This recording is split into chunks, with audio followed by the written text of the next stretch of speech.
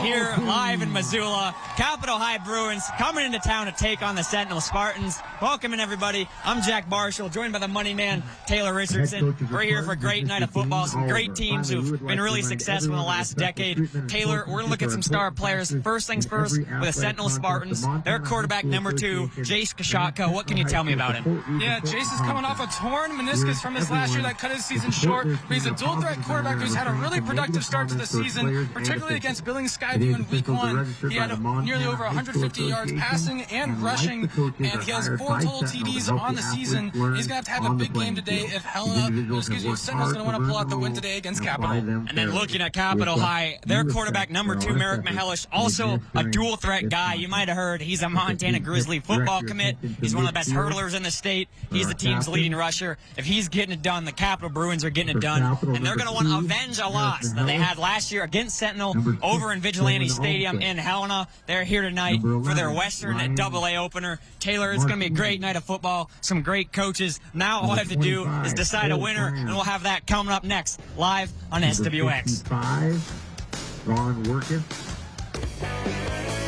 Well, welcome back in, everybody. Missoula County Stadium. Coin toss is underway. Jack Marshall once again joined by Taylor Richardson. A beautiful evening for football, Taylor. We talked a little about star players in our open a second ago, but just overall, looking at these teams' offenses, for Sentinel, first things first, just what's something that catches your eye when you look at the Spartans? Yeah, like I said, when we talked about just how this team is dynamic in terms of being able to run the ball and throw the ball, and they struggled in terms of the first 2 weeks. Like, they had a really successful offensive output in their first week, but then not so good against Gallatin. So we'll see just what kind of offense is going to show up for this team in particular, and it'll just be interesting to see how Helena also handles that dual threat quarterback as well and going forward.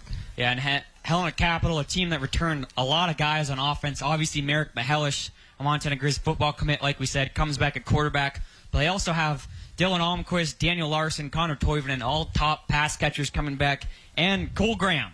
We haven't talked about it yet. It's about time we introduce it. Cole Graham is back, folks. He's a heck of a player. Obviously plays defensive end linebacker for the Bruins. He also plays running back. One of the toughest kids you'll ever see. He tore his hamstring playing baseball, Taylor Richardson, but he's back, and he's going to be a big part of this Capital offense. Yeah, absolutely. Then the Sentinel's also going to be replacing some big-time players from last year as well. After they're going to have to replace, of course, Grady Walker and Danny Sermon as well, both going to UM. And so it'll be interesting to see just how they continue to progress on offensively and defensively throughout the season after losing some talent like that. Yeah, and obviously that's always the issue you have in high school football is you're going to lose players every year to graduation. How you replace them? Sentinel, a team that's done that well historically, but this year, obviously, a new set of guys and starting 1-1. Both teams are trying to figure that out. As we have the coin toss, it looks like Capital High will go back to return. Sentinel High going to kick back to return for the Bruins. Walker DeRozier and Dylan Almquist. Sentinel High gets ready to kick left to right as we see blackout theme in the student section and the Sentinel High band. And just once again, a beautiful evening for football as the sun sets over Blue Mountain in the distance. Great venue here in Missoula. These two teams, Taylor, Sentinel High has dominated of recent, but Capital High has won the more recent state championship, and that 2022 year was the last 2 wins they've had over Sentinel High in the last 10 or so years. Yeah, and just also speaking about the weather too, we had some rain earlier today too, so we were a little concerned about the weather. For Taylor, eh? Yeah, and we had a little bit concerned about the weather, but yeah, it's turned out to be a beautiful, just kind of a fall, nice day, but great day for some football. It was a great day for some football as the Spartans get ready to kick off this Western AA matchup. Both teams once again 1-1. One team has to win. One team is going to start their season 0-1. And the Spartans get this one underway live on SWX. It's going to be returned by DeRozier across the 25 up to the 30 before he's wrapped up by a few defenders. DeRozier, a tough kid. He's on the Helena Center's baseball team, Taylor. He had a pretty fun performance in the state tournament. He's fast on the base paths. Yeah, it'll be exciting to see them when the 2025 baseball season comes around for all these Missoula schools as well. It'll be cool to see him on the mound. Yeah, he does pitch sometimes. Helena's still waiting to get baseball, but in Legion, or high school baseball, in Legion baseball, though, will definitely be present as the Bruins take over on offense at the 31-yard line. Merrick Mahelish, returning starter, an empty backfield for him. 3 split out to the left side. The Capital sideline, despite being away, is the one closest to us. He'll bring a man in motion, and now a handoff under center. It's going to be a reverse to Larson. He's got wide open field across the 30, across the 40 for first down yardage. Oh, sorry, it's not Larson. Drew Almquist with the sweep play. Yeah, that was just a brilliant play. Just a misdirection going on the outside. The Sentinel defense was completely fooled, and just the entire far end of the field was just wide open. Just a great drive starter for Capital to get things going. And Drew Almquist did have that rushing touchdown on a similar sweep play last week in that blowout win against Skyview. 1st and 10 for the Bruins. Two tight ends move from right to left on the formation. Hellish brings in Almquist, and now fake the handoff on the bootleg. He's going to look deep. He's got Daniel Larson, but he overshoots in front of him, and he misses his tall target. Yeah, it was pretty solid coverage by Sentinel across the board, but they had him. They had another big gainer right there for the play, but just a misfire by the quarterback. Daniel Larson, a 6'4 receiver, also a basketball player. Hard guy to miss out there. Obviously, a guy's size kind of jumps off the page when you look at the starting lineups for either of these teams.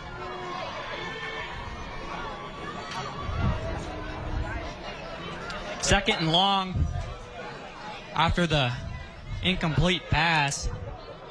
Both teams with a loss to Gallatin coming into this one, and a win against Billings Skyview. And a quick handoff down the middle. No, it's a fake. Mahelish now has it, bounces to the outside before returning back in and being tackled right at the 50. 3rd and medium coming up. And it was a great confident tackle there by Blake Schultz. They're just limiting the game and making it more 3rd down and manageable for Helena, but then also Sentinel. Another great opportunity to get off the field here on the first drive of the day. Eric Mahelish, as we talked about, has got an offer from UM at their 7-on-7 camp. He's going to play safety for the Grizzlies. We'll see him on defense. He didn't play a whole lot of defense for the Bruins last year. But this year in his senior season, he's making the most of it. 3rd and medium. First big conversion for the Bruins. Right at midfield. Man in motion. Mahelish looks out to his right, now over the middle, and it's an incomplete pass intended for Almquist. Pass falls incomplete. It looked like he had a man over the middle there, Taylor. We'll see if we can get another look at it as the punter comes out. But some solid coverage on 2 of the 3 plays on that sequence of downs there to force the punt at midfield. As on comes Jake Zeman, and this kid, he's an offensive lineman, and he has a leg for the Capital High Bruins. Yeah, I'd say I love seeing the big guys get to kick out here. Like sometimes they have a really sneaky big leg. Zeman punts this one inside the 20. It's going to be returnable up across, right up to the 20 by Jackson Allery. He was out last game, Taylor. Good to see for the Spartans to see him back on the field. Yeah, and they're actually going to need him to be dynamic in this offense. Like I said, Helena, they're especially over the first two weeks, they scored 28 points against Gallatin, and then they scored over 40 points against Skyview, and their defense is off to a good start in terms of Sentinel. But then as you see the replay here, right on the punt return, really good tackle there, confident tackle there by Capital, and we'll see what Sentinel could do on offense here to start. Well, Kashatka and the rest of the Spartans come out for the first time today. He's got a running back on either side of him.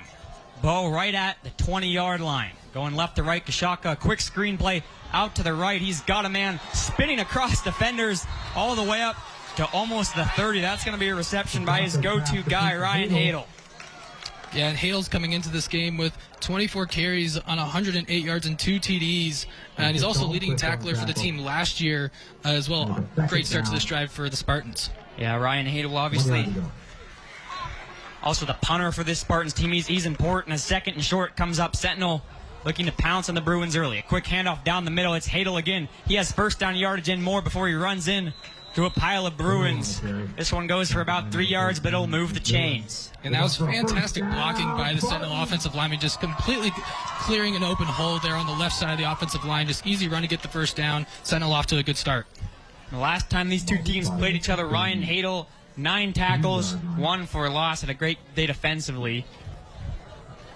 It's now first down, Sentinel. Both these teams kind of don't do that huddle like you see a lot of teams do now, Taylor, where they just kind of look back and get the plays in their helmet. Kashaka with a man on his left hip. That's Ryan Hadel. Now Allery in motion. It's going to be a fake handoff to Hadel. Bouncing outside as Kashaka runs into his own lineman. Now will bounce outside again. He's going to be tackled for a loss. Great defense by the Capital Bruins there. Yeah, that was Jackson McMillan there for the Bruins. It was just brilliant pursuit, just fighting through the blocks, not giving up on the play. And that was just a fantastic tackle and a big stop there on first down to get Helena essentially in front of the chains there on defense. Yeah, you're right, in front of the chains, and that's ever so important for a team on defense, is those short yardage stops on first down as Sun continues to set over the mountains. Now Kashaka with a running back on either side, 2 receivers towards the Sentinel sideline. Capital High with a lot of men in the box. It's going to be a sweep play to Hadel. He'll get across the line of scrimmage, but not much more before some Bruins tackle him on the far side. Yeah, now another third down and long here for the first drive of the game. We'll see if the Bruins can get off the field here just like Sentinel did on their first drive. Jack Golahan, one of the guys in on the tackle there. He's got a few frontier offers. We'll get to him later as Sentinel's going quickly. Third and medium. First third down conversion for the Spartans on their own side of the field. Kashaka looks back. Head coach Dane Oliver. He's been there for years on the sideline for the Sentinel Spartans. He's won a few state championships with the purple and gold.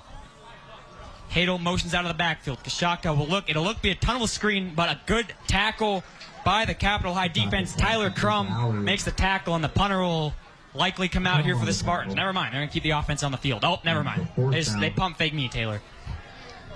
Yeah, just great tackle there by Crum. I feel if he misses that tackle, I'd say that's an easy first down for Sentinel. So it's just making those sure-handed tackles there like we see on the replay here. Just coming in from behind, great pursuit, great form of the tackle, and limiting the game.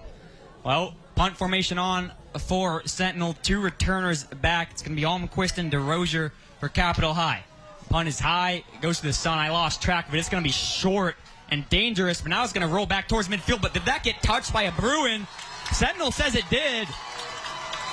And I think the referees will too. A terrible mistake by Capital High. A muffed punt in Bruin territory, and the Spartans get their first big break of the game. Sometimes a really bad punt turns into a fortunate play, and that's the exact case from Sentinels. It took a bounce back. You see on the replay here, just the punt goes straight up and just has a rotation backwards, and that's going to cause the ball to go backwards, and it just touches that one Helena player back there, and that's an easy recovery for Sentinel, and they are back in business. Heads up play by the Spartans as they take over on the 43 of Capital High. And the last time Sentinel went into Vigilante Stadium and beat Helena Capital, turnovers were the difference. There was a muff punt in that game too. Kind of history repeating itself early on here. Kashaka with the toss to Hadel. Hadel run out of room and he gets swallowed up by the defensive line. Derek Opitz, the first one there for the Bruins. And that was a great job by Kashaka there. It was a low snap right at his feet, and that could have been a disaster for Sentinel if that went through his legs. So good concentration at least to get the low snap and get the handoff, so it wasn't another negative play.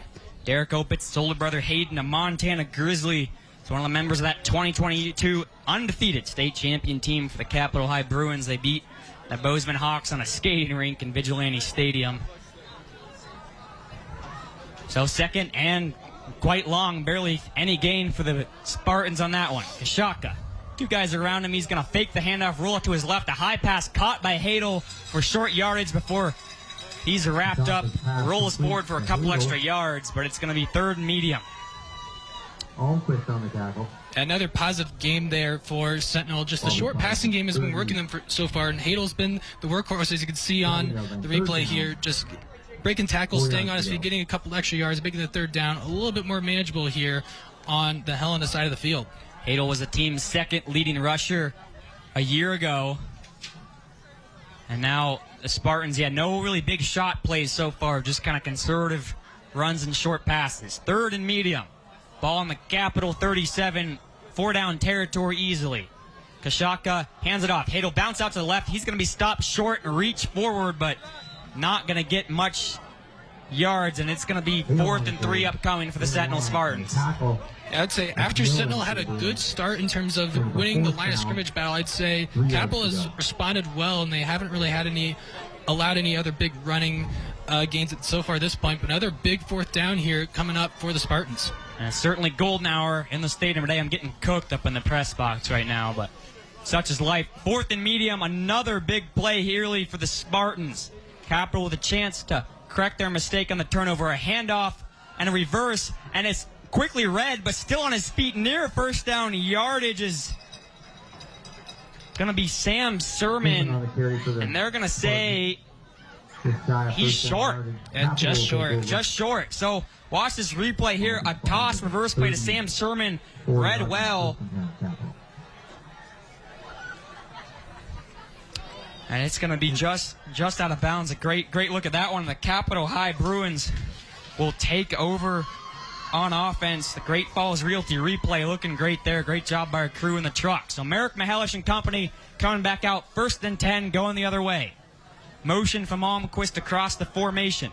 Now a handoff to the outside. Britt Linder breaks one tackle and finally is tackled from behind, but not after a good play on first down.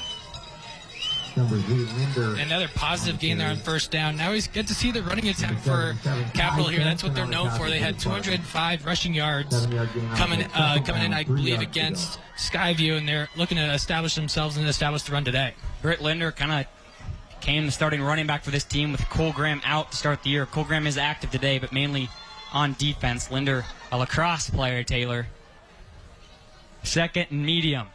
Mahalish, they're going right back to the run play. This time, it stopped for maybe a couple inches, but that's it. Good defense by the Spartans up front. Yeah, and that was number 42, Colton Hockman, coming in on the tackle. A 6-foot senior, also plays tight end. Now 3rd down and short, another critical play for both teams. Still 0-0 here in the first quarter. Capital and Sentinel, 3:51 left. So far, a turnover for the Bruins. Gave Sentinel the ball, but then they forced another turnover, and now they're trying to pick up a first down on a 3rd and short. Merrick Mahalish pulls it, and he's got open field. He tricked the whole defense across the 30, across the 20. He's got track speed, and they finally catch him at the 1. But Merrick Mahalish, the future Grizzly, puts Capital in the red zone for the first time today. And that's another misdirection play that Sentinel gets burned on the same side of the field, too. The entire Sentinel defense once again fooled, thinking the run was going down the middle, and Mahalish just breaks free on the sideline here. You can see on the replay, just no one looking at the quarterback, and he had plenty of turf out ahead of him, but great tackle there, recovered by Sentinel. That was number 1, Jackson Allery, there on the stop. Just preventing the touchdown. Yeah, good angle of pursuit. Not a lot of guys in the state who can catch Merrick Mahalish. So now, 1st and goal from the 1-yard line. Capital Bruins with a heavy package, and here comes Cole Graham into the backfield. The state champion wrestler gets the handoff, and he's going to get the touchdown. Capital High strikes first in Missoula. Cole Graham, good to see him back right down the pipe. And just like we were talking about how good the rushing attack is for Capital, and that was all runs there on that first drive, establishing themselves here as the away team, taking the crowd out of the game early. And Cole Graham, I'll tell you what, he is a scary guy. I got to watch him wrestle this year, and he was wrestling those Thompson brothers. Well, one of the Thompson brothers from up in Flathead. You don't want to wrestle those guys, but Cole Graham did. He won the state championship over at the Metro in Billings. Didn't smile a lot in the processes. Jake Zeman with the extra point up and good. 7-0 lead for the Capital High Bruins here in Missoula County Stadium. That was a huge 3rd down rush play by Merrick Mahalish, Taylor. Yeah, and like I said, it's just been these fake handoffs as well, like where Sentinel, they don't really know where the direction the handoff and where it's going, and both times the runs have been fake down the middle, but then they've taken it outside, and that's burned Sentinel now twice in this game, and now that leads them down 7-0. Two programs who produced a lot of talented college guys in the ranks, especially here local. Some local guys doing well. Adam Jones, former Sentinel Spartan, we got to see him run the ball against the Bozeman Hawks here 2 years ago. He's doing well for Montana State. On the other end, Jace Klusowicz, Jackson Lee, 2 starting safeties for the Montana Grizzlies, some former Sentinel Spartans who are getting it done on the gridiron for both in-state schools. They've been fun to watch. So, Sentinel going to have to answer some questions. It's blackout night in the student section. They're all wearing black, be clear. A huge 4th down stop after Sentinel took the ball over really in Capital territory, but that's kind of what Capital does. They run the ball well and they play good defense. That's how Coach Mahalish likes them to play, and they can improve. They could do both of those, but recently it kind of has been Sentinel that's had Capitol's number. Capitol's only 2 wins against Sentinel in the last decade or so were both in that year they went undefeated. But other than that, Sentinels really had their number. It helps that Sentinel won those back-to-back state championships. Yeah, absolutely. But I'd say big props to Capital, too, especially after that muffed punt. Like just that sudden change, that can change the entire momentum of the game, but they stayed composed as a defense and held strong on their own side of the field, and then that gave the ball back to their offense. That got them a touchdown, completely taking the game back over. Kickoff by Zeman. He's got the big leg. We'll go for a touchback. Allery decides not to return it. Jake Zeman, 8 kickoffs for 473 yards in the last game. They scored a lot, but that's an average of 59 yards per kick, Taylor. That's pretty good.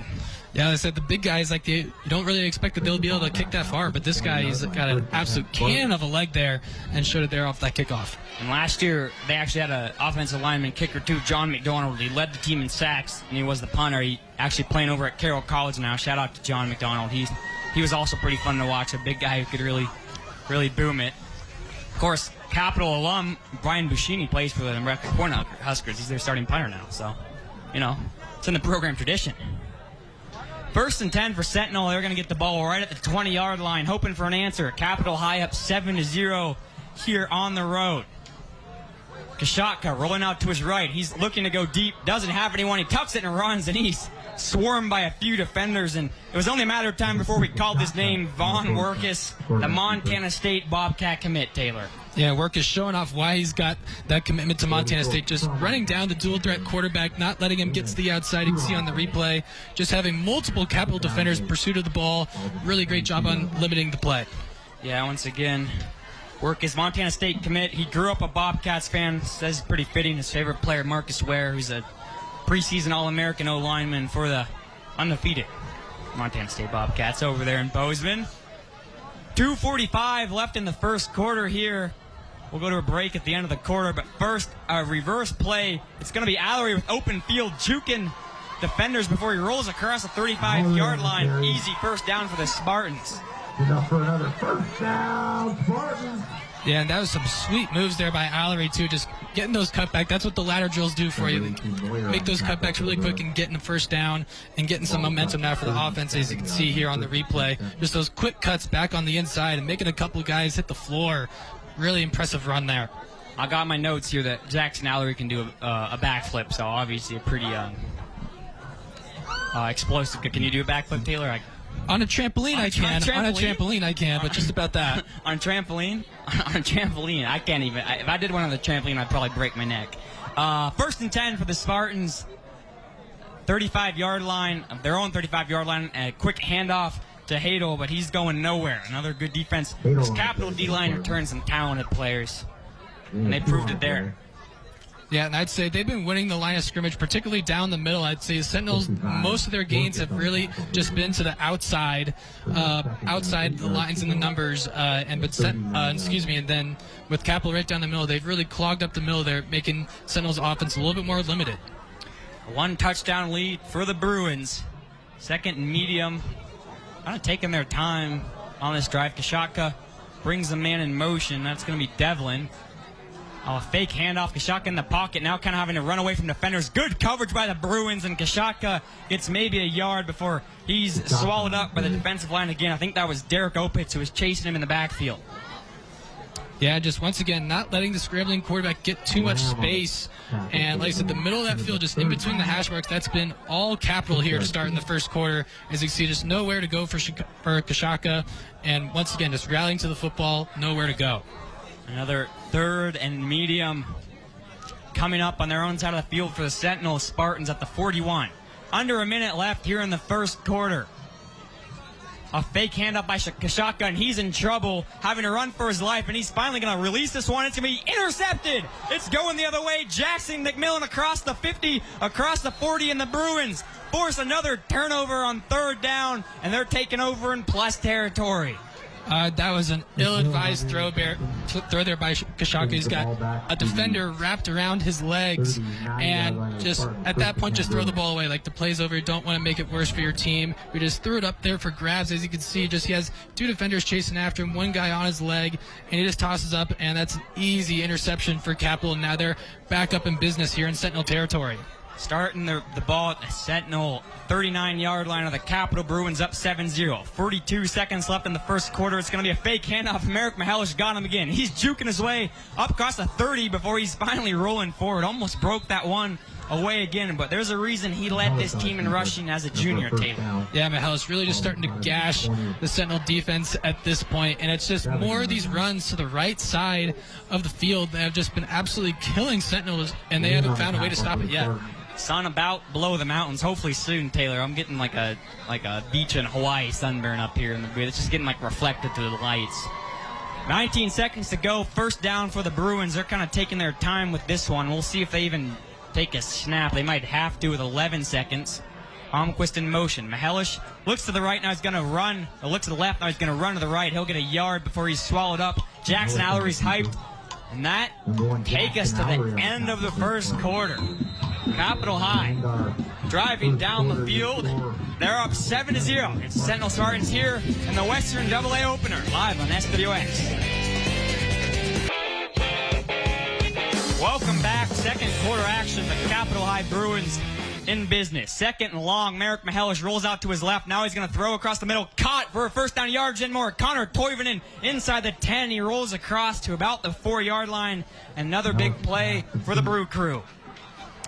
Yeah, and Toivonen there on that brilliant catch there, as he has 5 catches for 90 yards and 2 touchdowns in the last game. And he's also on the basketball team as well. You can see that rebounding ability there, jumping up to get the pass. And now the Bruins are in business in a goal-to-go situation. Toivonen, 2 touchdowns the last game, was kind of the favorite target of Merrick Mahalish's. First and short from the 2-yard line. Capital High looking to go up 2 scores against Sentinel.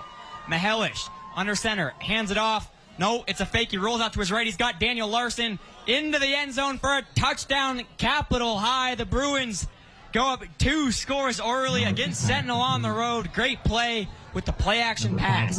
Yeah, just beautiful motion play all the way out. The entire team moving to the right side. Larson was right there, right at the goal line for the easy catch. As you can see, just another rollout there from Mahalish and just an easy dump-off pass. Larson is in for 6, and we got a double-digit lead here for Capital. 6'4", 195 senior Daniel Larson. Definitely a guy who is going to play at the next level. It's just kind of where. Zeman comes in for his second extra point of the day. He's kind of had a busy day, Taylor, as they kicked to open up the first half. As we got a whistle before the PAT. I don't know. I think they blew the whistle before he kicked it. Did you see if the kick went in or not, Taylor? I believe it was still good. But we'll have to wait to see what the flag is. Yeah. Someone just ran off the field for Sentinel High, which is going to make me think they had extra man on the field. Taylor, your window's open there. You're gonna have to hear what the referees have to say down there. Substitution infraction. 12 men on the field on the defense. Well, I think that means too many men on the field, right? I don't know. Redo the try. Yeah, 12 men on the field. Look at that, Taylor. Call me Tony Romo. So it looks like Capital High will just redo the PAT once again, up 13-0. Great start for the Bruins after they muffed that punt. Here's the PAT. Finally, Zeman up. And this one is good. So a 14-0 lead for Capital High over Sentinel High in the Western AA opener. Last year, Taylor, we had this game live on SWX, and Sentinel High came in and really shocked Capital High. You could kind of tell Capital High has not forgotten that game from last year. Yeah, they're already at their point total from last year's game, so the offense absolutely has come here to play, and it's just all the movement, particularly from Mahalish, has really bothered Sentinel. They just haven't been able to contain the Grizz commit. They're going to have to make some adjustments quickly before this game gets out of hand. Yeah, there's 2 costly turnovers last year in that game against Sentinel and Capital. For Capital, they had a muff punt and an interception. And Sentinel had some big timely touchdowns, including one by now Grizz Grady Walker, that really helped the team kind of pull off a win there. Capital was still a young team. That was only, Merrick Mahalish was only like 3-4 starts into his career as a starter. And obviously, as you can tell today, him being sharp and having 2 touchdowns early has kind of been a difference maker for Capital. So, Sentinel with a chance to answer here 14-0 lead for Capital. 11:32 left in the first half. A lot of football left. As back to return, Allery on the right side. Zeman kicking off, and this one will go back out of the end zone. And Sentinel High will come back out for on offense for Sentinel High. I guess just obviously a super talented Capital defense, but what are some things you'd like to see the Spartans do to maybe get the chains moving a little more and get the ball on the field? Yeah, I'd like to see them get back to the quick passing game in particular. Like they were able to get out in space, particularly on the first couple drives, and able to get their athletes out in the movement on the outside. But then they've just made some costly mistakes, in particular, like the interception on the last drive. Just those things can't happen. But then also Sentinel's been getting behind the chains, so you haven't been able to run the ball well. But we'll just see if they get some quick passes going, open up that defense, and spread out the offense. Yeah, 0 for 2 on fourth down today is Sentinel, and Hadel will get the handoff down the middle, and that's a good way to start out this drive as Ryan Hadel, a quick 5-yard run for the Spartan senior. Yeah, you'd like to see more of that for Sentinel. Like in their first drive, when they were able to get all the way out to midfield, they were able to run the ball down the middle, and their offensive line was getting movement. But then, ever since then, they weren't able to get that much particular push on that defensive line. But we'll see if they can just get back to establishing the run and just calm down the offense and reduce the mistakes. And we talked about Cole Graham back in on the D-line for Capital High. Kashaka going to take a QB keeper design run right down the middle. Now a dog pile. And this one will go for maybe a yard, so another third medium coming up for the Spartans. Walker DeRozier will sub in for Drew Almquist. Maybe more of a nickel look. 3rd and 3 for Sentinel High. Sentinel trailing 14-0 with 10 minutes left.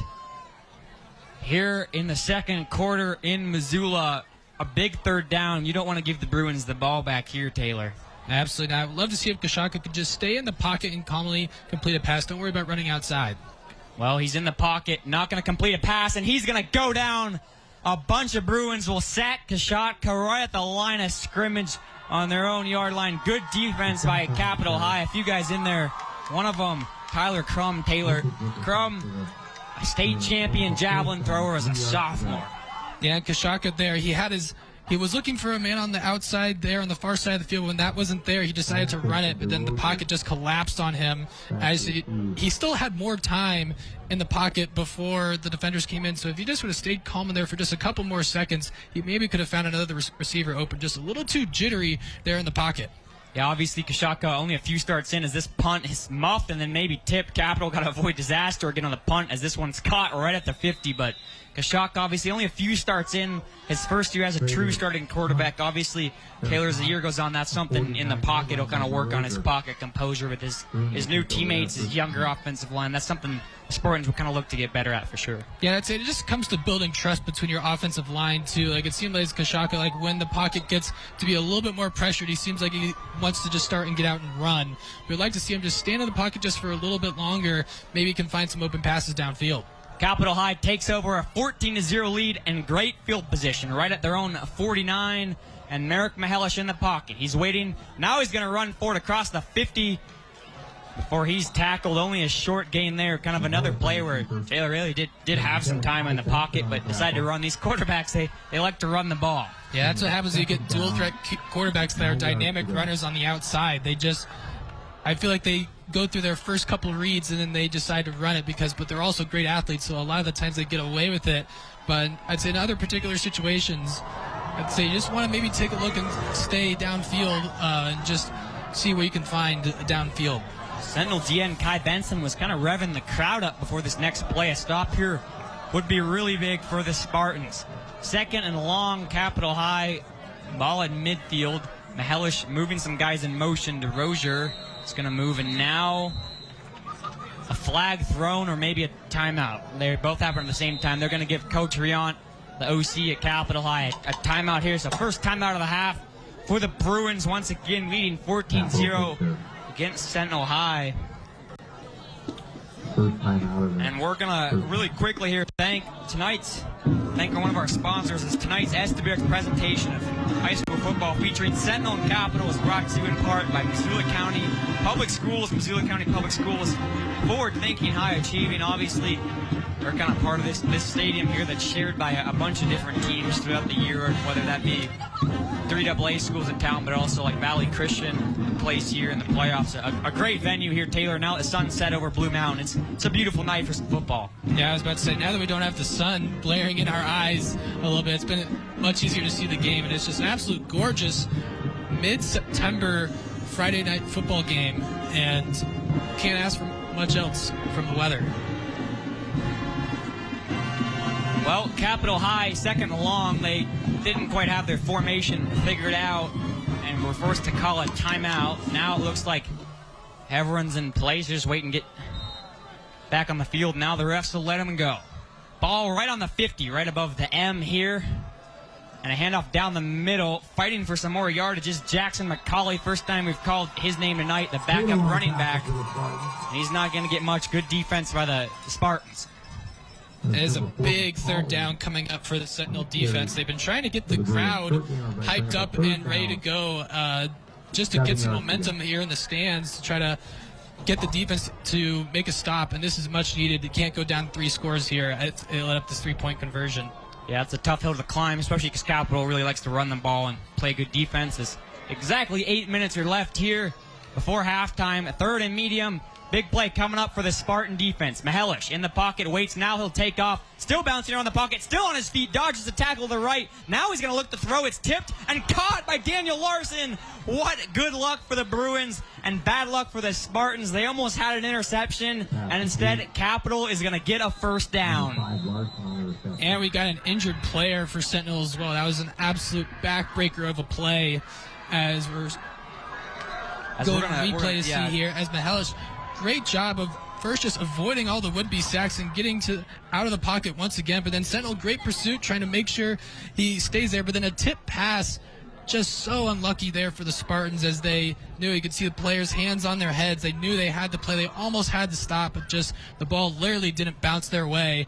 And now it's first down and 10 for the Bruins. Yeah, a really bad beat for the Spartans there. Carter Jensen looked like the one who almost happened into an interception, or kind of a risk, similar play we saw Kashaka have earlier where he's running out of the pocket away from defenders and just throws the ball up on a big conversion play. And obviously those are super dangerous plays in general, and this one almost landed in the defense and bounced right to Daniel Larson. Sometimes the football just rolls a certain way, and tonight has definitely rolled the way of the Bruins as a player is able to walk off on his own power. We hope he's all right. That's Colton Hockman, a senior tight end linebacker of the Spartans. Good to see him up and walking, Taylor.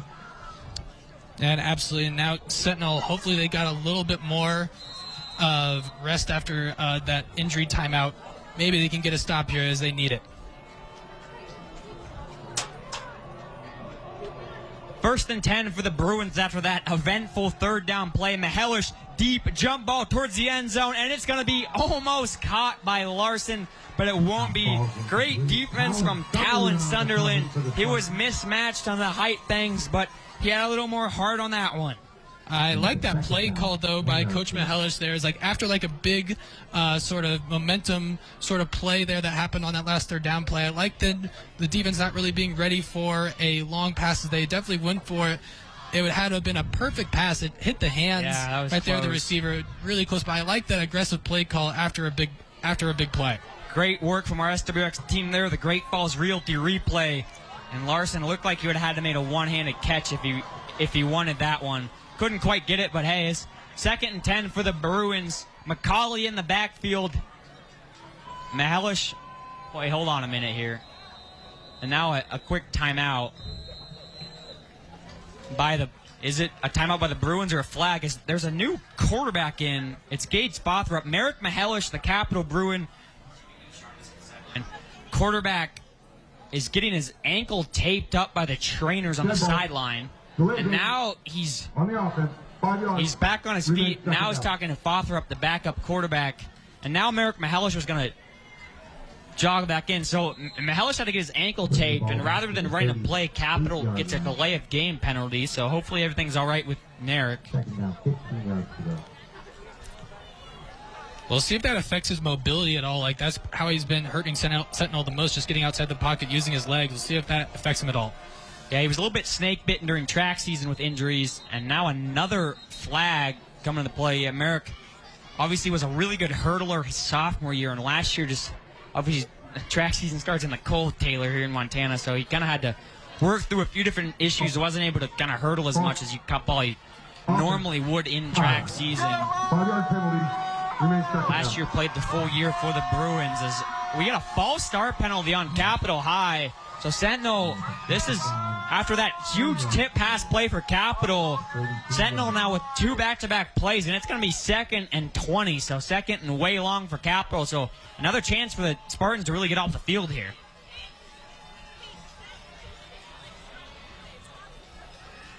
And a handoff down the middle on the draw play to Jackson McCauley. He doesn't go for much, so a 3rd and long coming up. Taylor, what's the game plan on a 3rd and long here in no man's land? I'd say just for Sentinel defensive, just keep everything in front of you. Don't let any of the wide receivers outside get behind you in a 1v1 situation.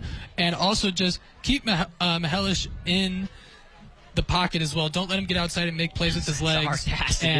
That's not easy to do. Easier said than done, but I'd say 3rd and 20 or so, that is something that is a must at this point. Yeah, 3rd and 19 for the Bruins. Sentinel just kind of in prevent defense. Mihelish now going to roll outside of the pocket. He's being chased, still on his feet. Back to his right-hand side. He's going to launch this one across the field, and it's going to be incomplete. He had Jackson McCauley. If McCauley had made that crazy catch, it would have been not enough for a 1st down anyway, but they're going to rule this one incomplete. Good job by Mihelish to extend that play, and now a 4th and long upcoming, but there's a flag on the field. It's going to be an eligible receiver downfield on the offense, but Sentinel is going to wisely just decline it and take it for a 4th and 19. So after Capitol High got a 1st down on a 3rd down conversion in Spartan territory, 2 penalties marched the Bruins back, and now Sentinel with a big stop to get the ball back down 2 scores and not 3.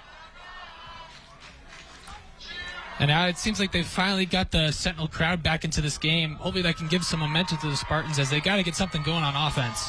Yeah, they do. As Zeman comes in to punt, this one is going to fly through the back of the end zone, Taylor. He wasn't going to coffin corner that one.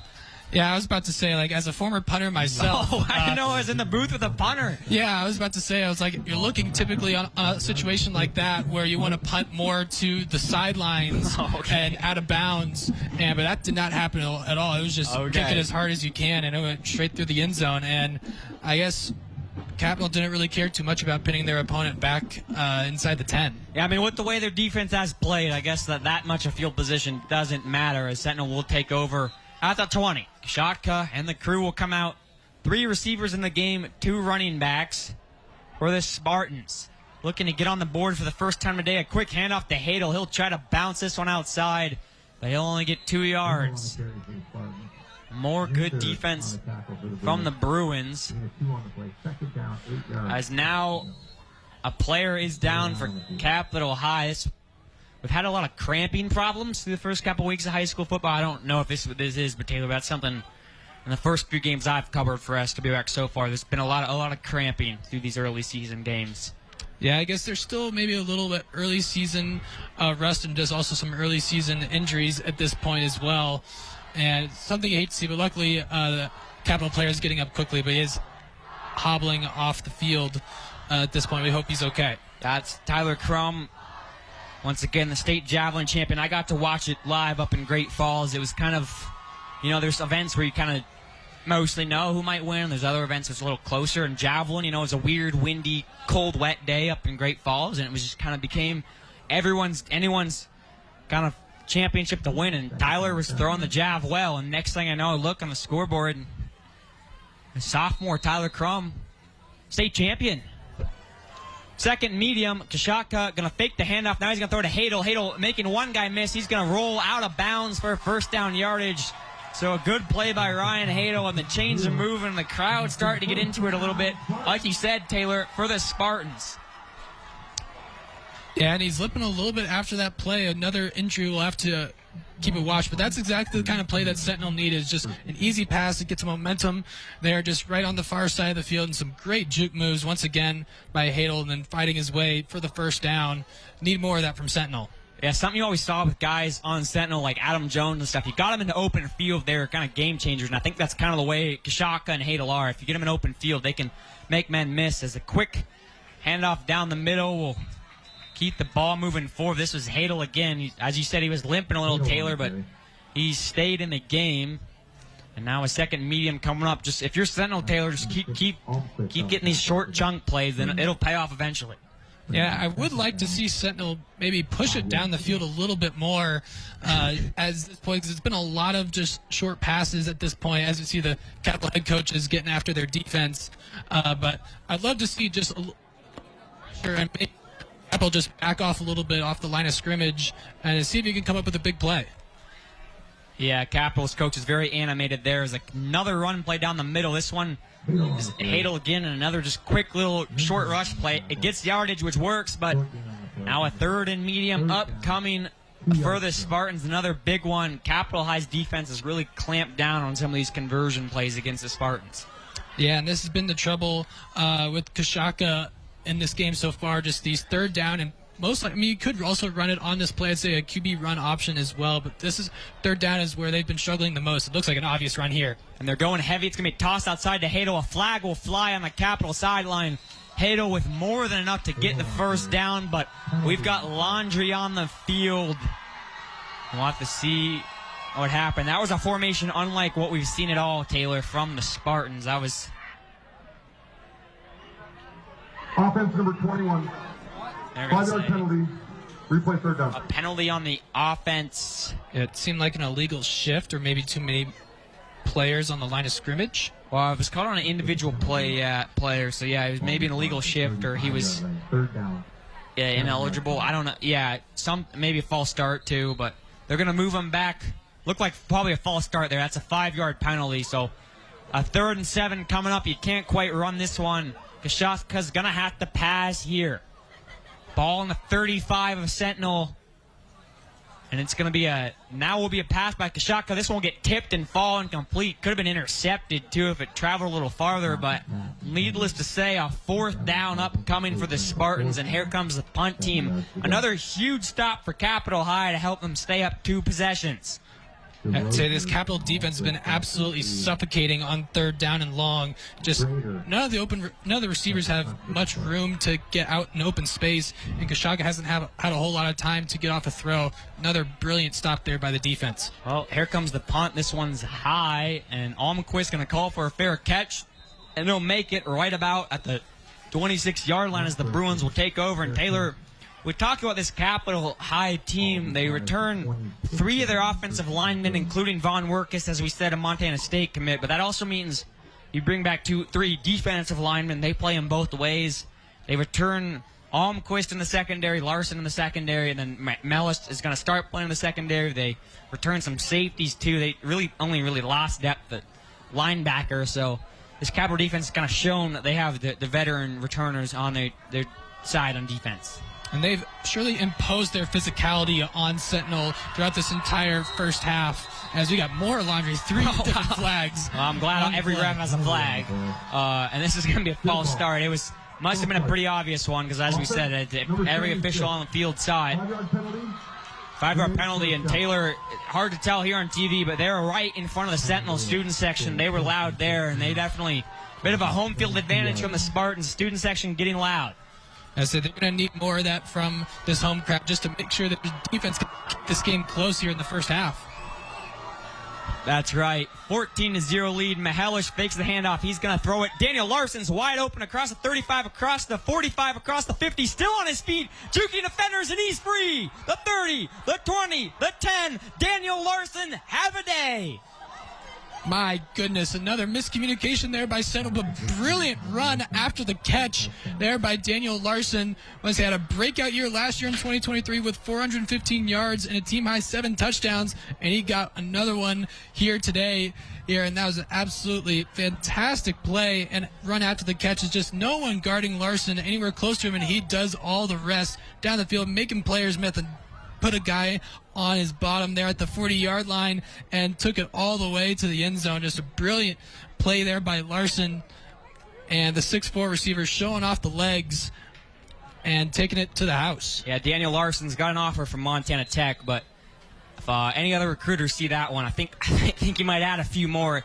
Sentinel clearly in zone there, and they just kind of lost their assignment on him as Zeman comes in to boot it, and it's going to be 21-0 Capital High. What a statement here by the Bruins, as they're now ahead of one of the only losses they had in the Western AA in the Sentinel Spartans, and just what a play. The student section was getting loud there, but just a tough break for Sentinel to leave your guy open field, but then missed a few open field tackles. But Daniel Larson, man, he's a basketball player too. Really had a breakout year last year. He caught 7 touchdowns for the Bruins, but what's 6'4" size, but being able to run in open field like that, Taylor, that's kind of special ability. Yeah, that was some impressive athleticism that he showed there on that just run after the catch. Like, he had players tugging on his jersey and everything, but nothing was going to bring him down. And once again, making those jukes to make other guys miss. And it was just an impressive play all around. But then it's just been Sentinel. They've just, on these big plays that they've given up, it's just been miscommunication where there's just nobody in the vicinity of the ball carrier or the pass catcher. And it's just led to these big plays on offense for Capital, and that's just been the Achilles heel for Sentinel, just giving up big plays on miscommunication. Well, first half, Merrick Mahelish, 2 passing touchdowns, both to Daniel Larson, his 6'4" counterpart. They're both juniors who played a lot. I think they both, if I'm not mistaken, they both played off the bench on the basketball team last year, the Capital High team that made it to the state tournament and led an upset in the state tournament. It's a pretty talented basketball team. They're both juniors together. Obviously, they have that chemistry. They've been playing together. Daniel Larson's dad's also a coach on the sideline. Obviously, Merrick Mahelish's dad, Kyle Mahelish, is the head coach. So guys who've kind of been around the Bruin football program, grew up together, and they're kind of making it count under the lights on a beautiful night in Missoula. Zeman, Taylor, he just sends them to the back of the end zone. Yeah, absolutely. I love it. I love it. I just love how, like, if it's a punt or a kickoff, it doesn't matter to him. He's just going to kick it to the end zone. 6'6". I mean, he plays tackle too, but a 6'6" kicker who just launches them. He's fun to watch. Jake Zeman down there as the Bruins getting ready to take over on defense. Feels like Sentinel started the ball in the 20 quite a bit because of Zeman, whether that be punts or kickoffs. He's had a busy day. Meanwhile, the Spartans looking for some answers. They had to punt on their last drive after a false start on a big third down they would have gotten. And now with 3:26 left here before halftime, an empty backfield for Kashaka. He's going to roll up to his right. He's going to launch it as he's hit hard, and this ball will be incomplete. Intended. Well, I don't have what that was intended for, Taylor. I don't know if you see that over there, but I hope Kashaka's down. He got just labeled in the backfield there, and now we're going to call for an injury timeout. As you see, Jace Kashaka, we talked about in the open, he tore his meniscus in his junior year last year. He was in that game against Capital. I don't remember exactly where he tore his meniscus, but it was in a brace all basketball season. So we're going to look at this one. So a really talented football player. We hope he's okay, as he just got hit hard by Britt Linder, the running back. Linder, you see good sportsmanship there. Immediately go check on him. Kashaka's on his feet on the sideline over there, obviously grimacing in pain a little bit, which means they're going to bring in at quarterback. Let's get the binoculars out here, Taylor. Has a quick play there, and flags will fly. In at quarterback now is Tucker Laslovich, only a sophomore. I think Ryan Hadel played some quarterback for the Spartans last year, if I'm not mistaken. Maybe I'm wrong about that, actually. So a first start by the offense, obviously with a new quarterback, that's hard. We'll have to keep an eye on Kashaka, but now in the game is Tucker Laslovich for the Sentinel Spartans. Backup quarterback in, down 3 possessions. The night not following the script. The Spartans would have wanted a handoff to Hadel. breaks a few tackles, still on his feet, before he's eventually pushed backwards after a gain of 2 or 3. I'd say at this point, just for Sentinel, the biggest thing on offense is just to not give up any turnovers. At this point, just take care of the ball, and just don't give Helena any more short fields. That is the last thing that Spartans need at this point. Yeah, obviously, you don't want to give Capital the ball back. They like to run the ball, which just kind of play script suits them, but it's always going to be hard. You don't never intend for the backup quarterback to come in, but here comes Kashaka again. Good to see him return into the game here. Took a tough hit, kind of got a breather on the sideline, and now he's back. A tunnel screen to Allery, almost had a gap, but instead Capital identified it and makes a great tackle there. More great defense from the Bruins, and with a 21-0 lead and just under 2.5 minutes left in the first half, Sentinel will likely have to bring out the punter here on 4th and 11 on their own 18-yard line, and now we're going to get a timeout. Yeah, well, always scary to see a quarterback go down, Taylor, but good to see Kashaka probably got the wind knocked out of him. Good to see him back in the game. And coming up next, the Bootlegger halftime show, brought to us by the Bootlegger Bar in Great Falls. We're going to have a good time up here, Taylor. Maybe talk some stats. I believe we're talking to Sentinel's AD at halftime too, right? Yeah, absolutely. And maybe talk to him about just overall how fall sports have been doing for the Spartans, and then also looking at the 2025 baseball season. It'll be the first season for Sentinel. Hoping to see what kind of team they'll put together and what kind of schedule that they'll have. So there'll be a lot of interesting things to talk about. Spartans getting ready to punt. The returners are about at the 45 for Capital. Taylor, is this kind of punt return touchdown territory right here? This kind of has the makings of it. Short field to go.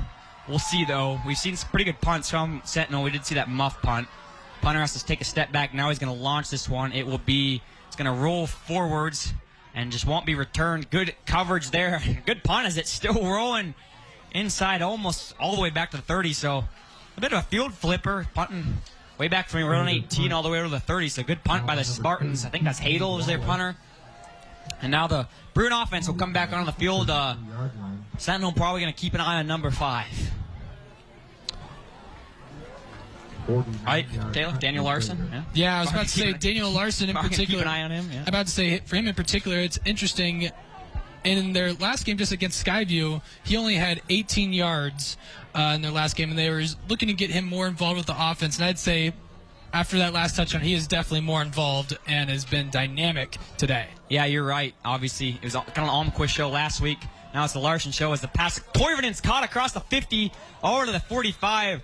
Capital with 2 minutes to go is like, hey, we're going to pass the ball. Don't want to waste the time. And Merrick Mihelish has looked poised tonight, Taylor. Yeah, Mihelish is wheeling and dealing now. He's just throwing it all across the field. Every single player he's been thrown to has been open in some way, and he's been finding them all the way. Just another across the field pass there. Those are really difficult to make, but just right on the money, and it gets out of bounds to stop the clock. Just exactly what you want in a 2-minute offense. Sentinel kind of looks as if they've been going in a bit of a zone look, and Merrick read that play really well. Now a quick pass to the outside, caught by Linder, breaks one tackle, and moving forward still up to the 40 is Britt Linder, the junior running back. I said earlier he plays lacrosse, Taylor. When you watch him run, you can kind of tell. He looks, as their radio guy, Capital's radio guy, Stu Davis was telling me, it looks like he kind of runs like an attacker when he plays lacrosse. Yeah, it's bouncing off tackles too. Just it takes always more than one person to get him down on the field, and I'd say at least Sentinel was able to get him down in bounds and able to keep the clock rolling. 1:33 left in the first half. Mihelish thrown over the middle. This one will be caught. What a catch. And Almquist still on his feet inside the 10. And it's going to be another tutty for the Capital High Bruins. What a play by the young Drew Almquist. Only a sophomore. But he went up there and head tapped the defender, broke a tackle, and cribbed it. Boy, Almquist there, he's a sophomore, but he looked like a big boy senior on that play with a brilliant contested catch there over the middle, absorbing the hit and keeping his balance and just coasting to the end zone at that point. That's just insane athleticism and balance by the sophomore, and you could not ask for a better first half here by Capital. Just players making plays all over the place, and it's just been one impressive day for Capital. Yeah, the kick is up and good for Zeman, and these Almquist brothers, we haven't really said Dylan Almquist, named a lot. He's kind of their talented receiver and cornerback for Capital High. He had a really big week last week. Sentinel was really keyed into him, and I think that's allowed his little brother Drew and also Daniel Larson to kind of make plays against the Sentinel defense. Yeah, it seems whenever their athletes just get out in space, Sentinel just hasn't been able to bring them down. They've just been absorbing every single tackle that they've tried to attempt, and they've just been running all over the Spartans in the open field, and they've absolutely blown this game away here in 2 quarters of play. Yeah, once again, great play. Dylan and Drew Almquist, the sons of Capital High head basketball coach Guy Almquist. Obviously, Merrick Mahelish, the son of Capital High football coach Kyle Mahelish, also plays basketball. Those 2 coaches have an agreement, Taylor, where they always have practices separately, the football and the basketball team at separate times. So players from Capital High can play both football and basketball. I think that's a really cool agreement they have there. I would say when you have that many great athletes at your school, you want them to be playing as many sports as possible, so it totally makes sense in wanting them to play both in football and basketball. Well, Zeman getting ready to kick off. Taylor, do you think this is going to be a touchback? I'd say it's 100% as a touchback at this point. 100%. Well, good thing you're not a gambler, Taylor. This one's going to be inside the 10 before it's returned by Allery. Still on his feet across the 25. A good return and some of the better field position besides when they got that fumble they started with all day. That was a good kick. Allery just returned it from the 1. Yeah, I was about to say, if you're not going to kick a touchback, you want to pin them right on the 1 yard line. That was like good. You said, there's a reason why I don't sports gamble ever. At that point, whenever I make a call, there's something else is going to happen. Yeah. When contradictory, bit of an announcer's jinx too, Taylor. We both know about that. So 1:16 left in the first half. Sentinel High trying to get some momentum in halftime, down 28-0. Capital Bruins putting on a show here. Touchdown on this drive could help them out. I believe they get the ball at half too. And a quick handoff isn't going to go very far, a couple yards, and the clock will roll with 1 minute left. Taylor, with a minute left, running the ball doesn't really seem to be the best key, but obviously that's kind of what's worked the best for Sentinel so far. Yeah, we got another player down on the field. It's just bad to worse for the Spartans. It seems like they want to get into halftime, but we got another player down on the field. Another player down for Sentinel. I can't quite tell who it is. Oh, that's Ryan Hadel. That's another. We saw Kashaka get a little bruised up, and now Ryan Hadel, the star running back and defender for Sentinel Spartans, down on the field with a second over a minute left in the first half. Kind of feel bad for the Spartans. Jackson Allery was banged up last week. It's kind of been a bit snake, but the good news is, Taylor, I mean, hard to say good news after saying injury stuff, but it is early in the year, so obviously whoever's healthiest late in the year helps out. As Hadel, we saw him limping around a little bit earlier. He's going to walk off on his own power with a bit of a limp. We hope he's all right. Now, Sentinel did get some time there to kind of figure out their offense with a minute to go. Second and medium.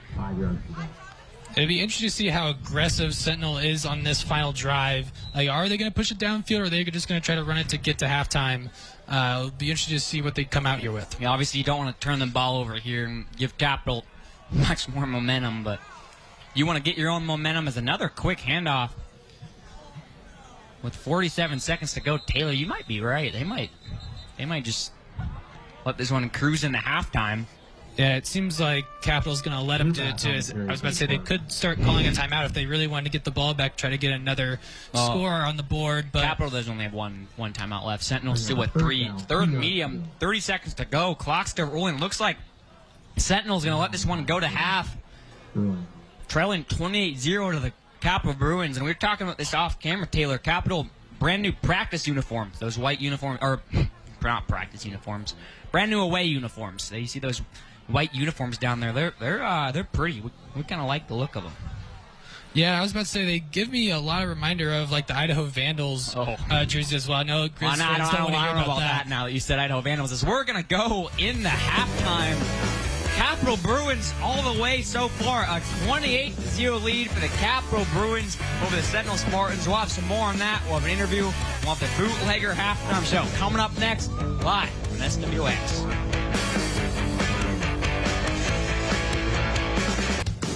Welcome back, everybody. Sentinel High trailing at halftime, 28-0 to Capital High, and we're here for the Bootlegger halftime show.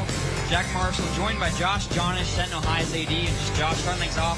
Fall sports are back here at Capitol High. How's everything going? Yeah, fall's going real well for us. The last couple weeks, the smoke has not necessarily been the best for us, but we've adapted and got our sports season started off pretty strong for us. Yeah, I was pleasantly surprised to see some rain come to the Missoula Valley and clear out of the smoke. It was kind of an issue around the state, but glad we got to play some football tonight. And kind of a big topic for ADs, especially in the Missoula area, has been that high school baseball is making its return, not Legion ball, but high school baseball in the spring. I've gotten to see a little, I work on a Helen and East Helen. I got to see them play it, but you guys are bringing it in, so just tell me how that's kind of coming along. Yeah, we had an amazing supportive group of parents that really hit the ground trying to get some fundraising for the inaugural year coming up here. We had a deadline to let MHSA know by September 1st. We hit that. They raised over $150,000 to support the baseball teams here in Missoula. We're super excited. Now the process gets going with the scheduling and equipment and going through that process. We hire a coach, which was very exciting. He's part of the Legion program, but he's also a teacher, and he graduated from Sentinel. So it's a great moment for us to introduce Brian Mosier as our inaugural baseball coach. Yeah, well, getting a coach from that Legion program, the AA state champions from Legion ball is always great. I guess just not much, a lot coming up for you. Just kind of what's on the plate for you coming up here in the next couple weeks as we head into kind of championship season for the fall sports. Yeah, it's busy. I looked up on my board today with my calendar, and there's about everything that we could possibly think of is happening, along with our activities and orchestra and concerts happening. But this month already, we're starting the first state championship event with golf.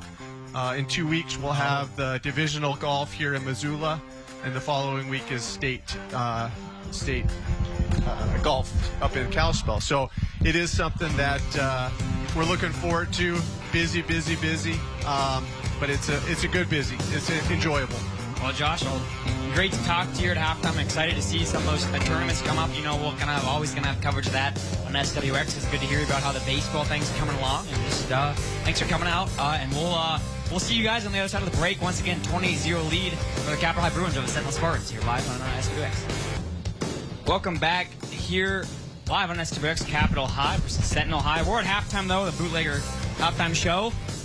Let's take you into some of the things we're going to see live on SWX coming up. Taylor, we're going to be pretty excited about some of these things we're bringing to you live all around the state of Montana. First things first, some volleyball. Capitol High versus Sentinel High. We saw these two teams play last year in Helena.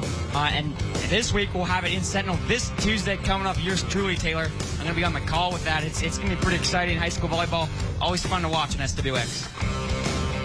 Yeah, we'll have an electric color commentator on this call as well. Okay. As Nick Not electric play-by-play though. Don't get it distracted. But obviously, we're going to talk some football too. We're kind of the home of Frontier now. Arizona Christian versus MSU Northern. We had a great game on SWX last weekend. This game should be just as good. Arizona Christian, brand new to the Frontier as of last year. They made their debut season. A pretty interesting team down there in Phoenix, and they're making a hero's journey all the way up to Havre to play on the Highline. The Northern Lights, a program. This could be a good opportunity for them to get a huge win, as we see some highlights from that Frontier game we had on last week. Carroll Tech, a fake punt to end the game. Taylor, pretty electric game there. But back in Missoula County Public School. First things first, we'll be back to talk some more football. 28-0 lead for Capitol High live here on SWX. Welcome back here in Missoula live on SWX. We got a great ball game, and we'd like to thank Taco Sano. Food for the SWX crew tonight was provided locally by Taco Sano. Taco Sano on the hip strip and on campus. Order online at tacosano.net. Eat fresh, eat local, eat Sano at Taco Sano in Missoula. As we transition in once again at 28-0 Capitol High over Sentinel High. Western AA opener. Taylor, let's check out some highlights from the first half of action. Obviously, some great ball was played by the Bruins. Both teams made some pretty key plays. Yeah, and I would say particularly for Capitol, it was the big plays. You can see 289 yards of total offense and only 88 for the Spartans. That tells you everything you need to know right there. and just the Sentinel could never really get anything going on offense, and the Capital Bruins were able to do just about anything they want. They were able to run the ball, they were able to pass the ball, and he said their defense was pretty good as the Capital limited all the big plays that Sentinel tried to create, and it made life very difficult for the Sentinel offense, as nothing was really given to them, as they were able to get a couple nice runs at this point, but then outside of these little plays on the outside, it wasn't really that much of a productive offensive showing from Sentinel in the first half. Yeah, I think I noticed about Capital High, they were doing a good job of limiting big plays, but on their end, they had some big plays. First thing, this one, Merrick Mahelish got that track speed. Great job by Howard to chase him down here.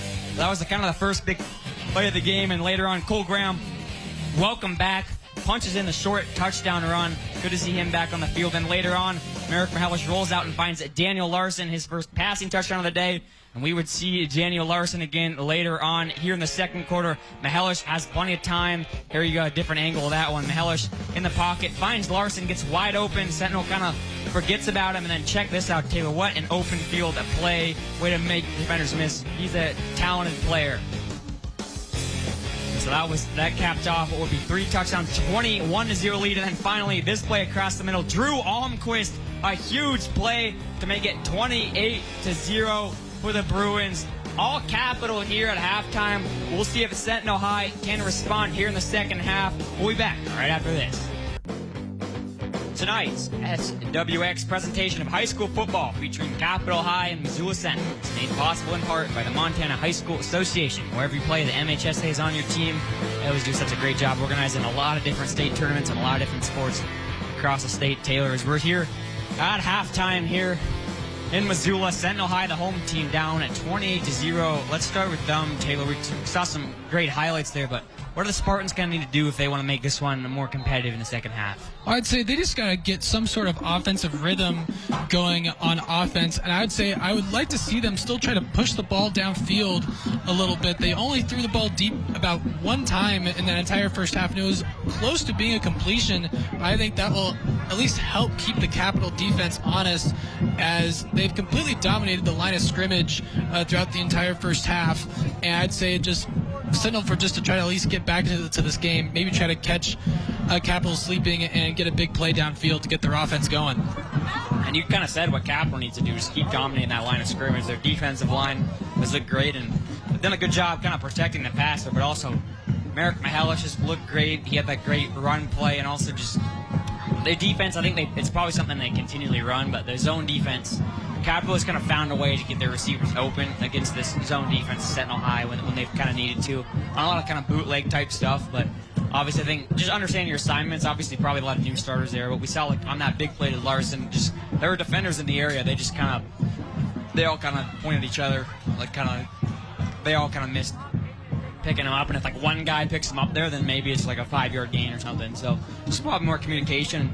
Dane Oliver, as we see on the sideline, getting his guys ready to go. Well, I'm not sure if that was Dane exactly, but Dane Oliver, head coach of Missoula Sentinel. It's his 13th year, 2-time state champion, 2021, 2022. He played for the Grizz from Oregon originally. Taylor, the Grizz went 9-2 in Dane's senior year, but then they lost Montana State 27-20, and then Western Illinois in the playoffs in double overtime when Dane was a senior. That must have been, I can't imagine what Grizz faithful was like that. Yeah, that's a heartbreaking way to end the season, just losing to the Cats and then also double OT. Like that's in the playoffs, yeah. That's brutal. Probably at home too, I think. Dane did, though, have a great senior year, 27 catches for 267 yards and 3 touchdowns at UM. I think they ran the ball a lot back then, so that's a grain of salt there. As we kick off the second half, Jake Zeman back to his form. A touchback play into the end zone. And, of course, the one time I don't call a touchback, he kicks a touchback again. We didn't jinx it this time. Capital defense has been in form. We saw that great graphic. Some pretty wonderful defense for the Bruku so far, and another kind of 20-yard line starting position for Sentinel High. We talked about they got to control the line of scrimmage. Like we said, I think 4 juniors out of 5 on this offensive line, so young offensive line. As we start play here in the second half, 28-0 lead for the Bruins. Kashaka back in the game. You love to see that, and he misses Allery a bit low on the quick pass play to start the second half. To end the first half, Taylor, we saw Sentinel had about a minute to go, and they didn't really elect to kind of do a 1 minute with 3 timeouts, and they kind of elected to just run the ball and go to halftime. They didn't, maybe quarterback banged up and such. They didn't want to do kind of a 2-minute drill type thing. Well, a run play here by Kashatka. Good tackling by the Bruins. Kashatka gets a couple yards, and just it feels like Sentinels had a double-digit third medium so far today, Taylor. Yeah, and I believe they've converted on almost any of them at this point. Maybe just a couple at the beginning of the game, but I'd say pretty much from like halfway through the first quarter and on, they haven't had many conversions at all, but I'd love to get one here.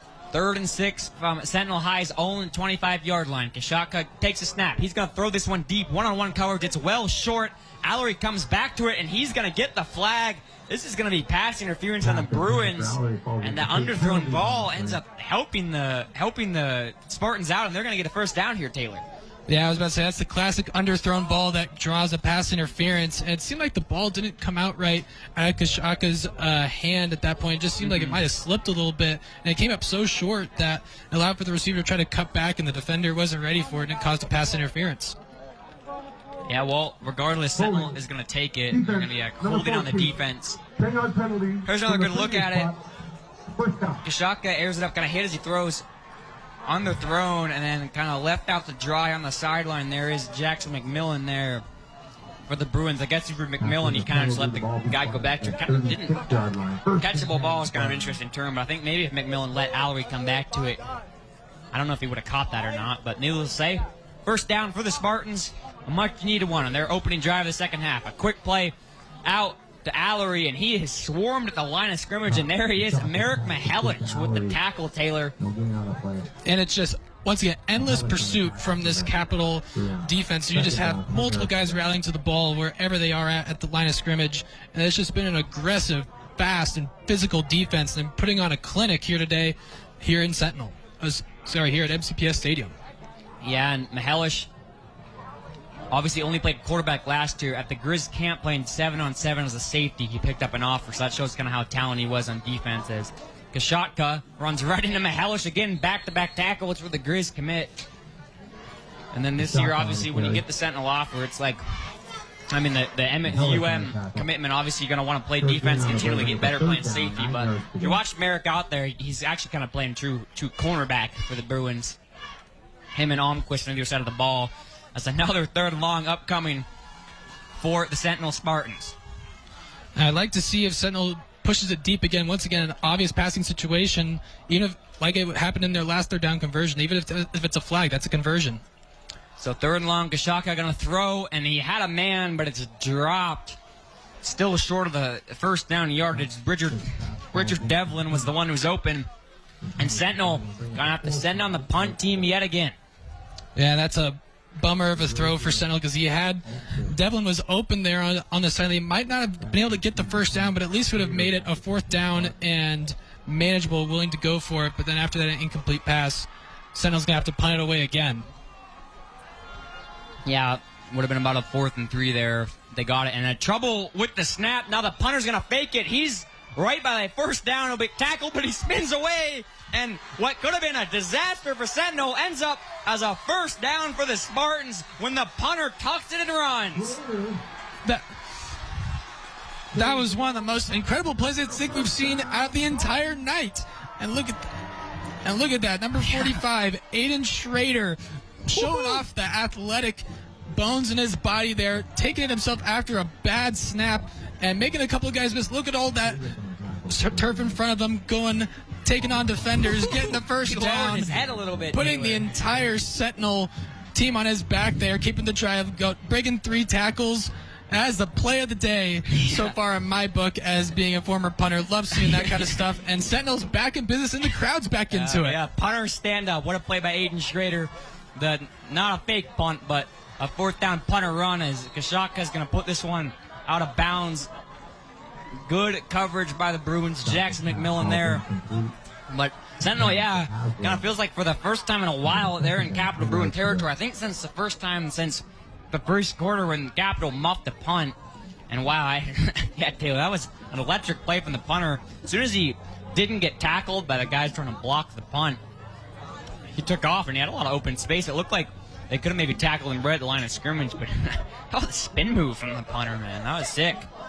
Kashaka hands it off down the middle. It's going to be Hadel who spins forward. We saw Hadel leave the game in the second quarter. Good to see Ryan Hadel back on the field for the Spartans. Yeah, I want to see Kashaka try to get into a little bit more connection with his receivers. Like, he's had players open, particularly on the sidelines, but it's just the timing just been a little bit off. But you see Hale there getting the handoff, finding some space on the left side of the offensive line, creating another third down in a passing situation, though, 3rd down and 5.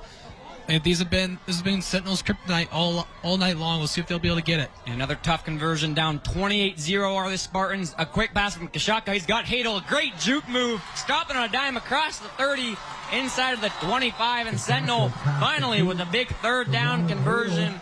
And the Spartans offense starting to come to life a little bit. Yeah, and that was a brilliant call there by Dane Oliver at that point. He protected the ball with his body as well. And that was a great call, taking advantage of the aggressive Capital defense at that point, and that was exactly the kind of call they needed. And this is, I believe, as far as Sentinels made it on Helena's side of the field. I think you're right, as Kashaka going to fake the handoff, and he's going to run into a bunch of Bruins. They're going to send him backwards for no gain. Cole Graham, once again, in there on the stop. Cole Graham, I think he tore his hamstring playing baseball for the Helena Senators. He was their starting catcher 2 years ago on their state championship team. And the last year he tore his hamstring early in the season. A true athlete, and just so good to see Cole Graham, number 25 for the Bruins, back on the field. And as I said also earlier, also a state champion wrestler, and I think in the 150 category, just as tough as they come. Kashaka, empty set. He's got an open man over the middle. It's caught for 1st down. Still spinning ahead is Jackson Allery. And for the first time today, the Sentinel Spartans are in the red zone. I'd say that was one of Kashaka's best throws of the night there, and a brilliant route there by Allery as well. And now Sentinel's starting to rip off their own chunk plays themselves, and by far their best drive of the day, and it's a good time to get it. And that was just a brilliant wobbly throw there from Kashaka, but right on target, in stride. And we got another 1st down for the Spartans. Yeah, the Bruins kind of giving receivers a cushion for Sentinel, so if you take those short chunk plays, it works. They're just not going to get beat over the top. And now a reverse play across, a man with the ball across the 15 all the way inside the 10. A flag will fly. I think that was Sam Sermon on the reverse. Correct me if I'm wrong, Taylor. It is Sam Sermon. Yep, Sam Sermon on the reverse play. I think we saw him run that a little bit earlier, but a flag flew somewhere near the tackle. Let's see what we got. You want to guess what it is, Taylor? I'm going to assume a holding, considering now Sentinel's moving their way back. all right. You got this one right. Holding on Sentinel, that's a bit of holding a backbreaker on any drive. So Sentinel goes from having the ball at the 12, now going to get marched, or at the 10, going to get marched back to the 20. So a tough play. Good news for Taylor. For Sentinel, though, it is going to be 1st and 20, so they got a couple downs to work with. A handoff, and to Kashaka. Now he'll pass. Trickery from the Spartans, and it's going to get them a couple yards. That's Bridger Devlin on the far sideline. I think it might have been Hadel who took the snap there, and he handed it off to Kashaka, who threw it. Right? Does that seem right, Taylor? Absolutely. It was a really interesting play call as Kashaka getting him out open in space there, getting away from that pass rush. You can see him starting to get more into a rhythm now. He's completed his past couple passes, and seems like Sentinel's really starting to get a rhythm at this point. Let's see if they can get points out of this drive. 2nd and 11. That was a good 1st down play with a bit of trickeration. Kashaka now back under center. Allery in motion. Kashaka going to fake the handoff. Now he's under pressure at the 20 and makes a wise decision to throw it out of bounds. This Capital High D-line making their impact felt. It's now a couple extra whistles. I can't tell if there's a flag or... Our wonderful producer Dave says we have one. He's kind of the eyes in the sky for us here. Let me get my binoculars out, Taylor.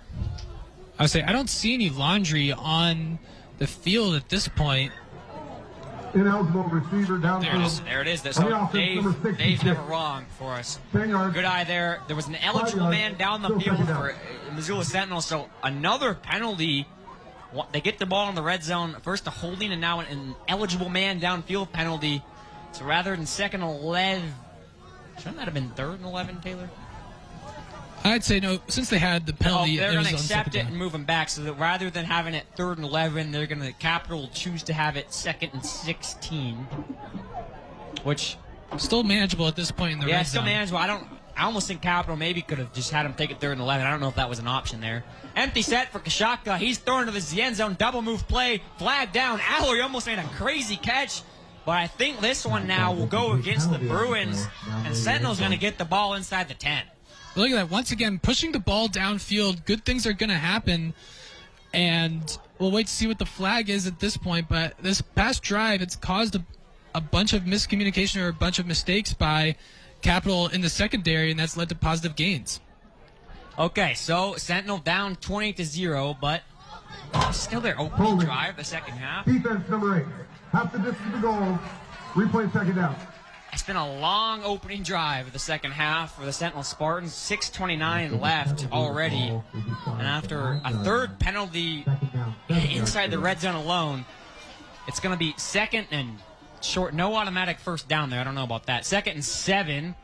Kashaka going to fake the handoff. He's still got it. Another flag flies as Kashaka dives down at the 1. Taylor.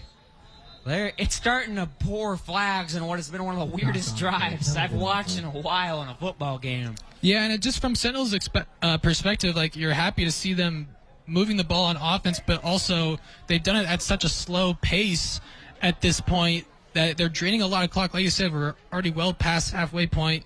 We're right at the halfway point of the 3rd quarter, and Sentinel, if they score a touchdown here, they need to get 3 more.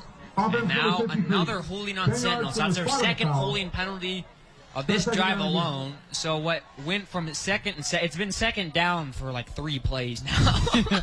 So what went from 2nd and 7, I think, is now going to be 2nd and 17. So they're kind of flip-flopping back and forth. It's like watching ping pong in the Olympics right now. Hard to track the ball. And it's been 2 steps forward, 2 steps backward for both of these teams. Yeah, one of the longer 2nd downs ever. Okay, so 2nd and 15 for the Spartans. Chain Crew's getting their steps in a jump ball to the end zone. This is caught for a touchdown. The Spartans are on the board for the first time today. And that was an absolute beautiful just fade pass all the way into the end zone there. And that's exactly what we were talking about in the drive there. At number 21, that was Cade Robinson, the 6'5" tight end junior, showing his size there and leaping ability, just going up, being the bigger guy and coming down with that. Way to himself go some up. space on that catch, and that is exactly what Sentinel needed to get on the board. And now he got some energy back in the stadium, exactly what the Spartans needed. And I would say Kashaka, that he looked absolutely fantastic there on the back half of this drive, completing those passes, deep passes. And now Sentinel's got some momentum, but they missed the field goal there. Yeah. The extra point is no good. A great play from Sentinel to score for the first time today. It won't be a shutout, and on their first drive of the half, Taylor, if they can go down and get a stop, this is going to be a fun game. Yeah, we'll have to see. Like, that's been the biggest issue, though, for the Spartans at this point. They haven't been able to match Capital's athletes on the offensive side of the football, but who knows, maybe that they got some momentum now offensively that will carry over on the defensive side of the ball. All right. It will, hopefully, for Sentinel. If you're a Spartan fan, as you said, the student section, blackout theme is getting dark. It's hard to see them now. Getting back into it, the crowd getting back into it, the band's getting back into it. Capital coming from halftime just hasn't. We playing 5-minute or 10-minute quarters here, Taylor. Like almost half the quarter was that whole drive with all those penalties.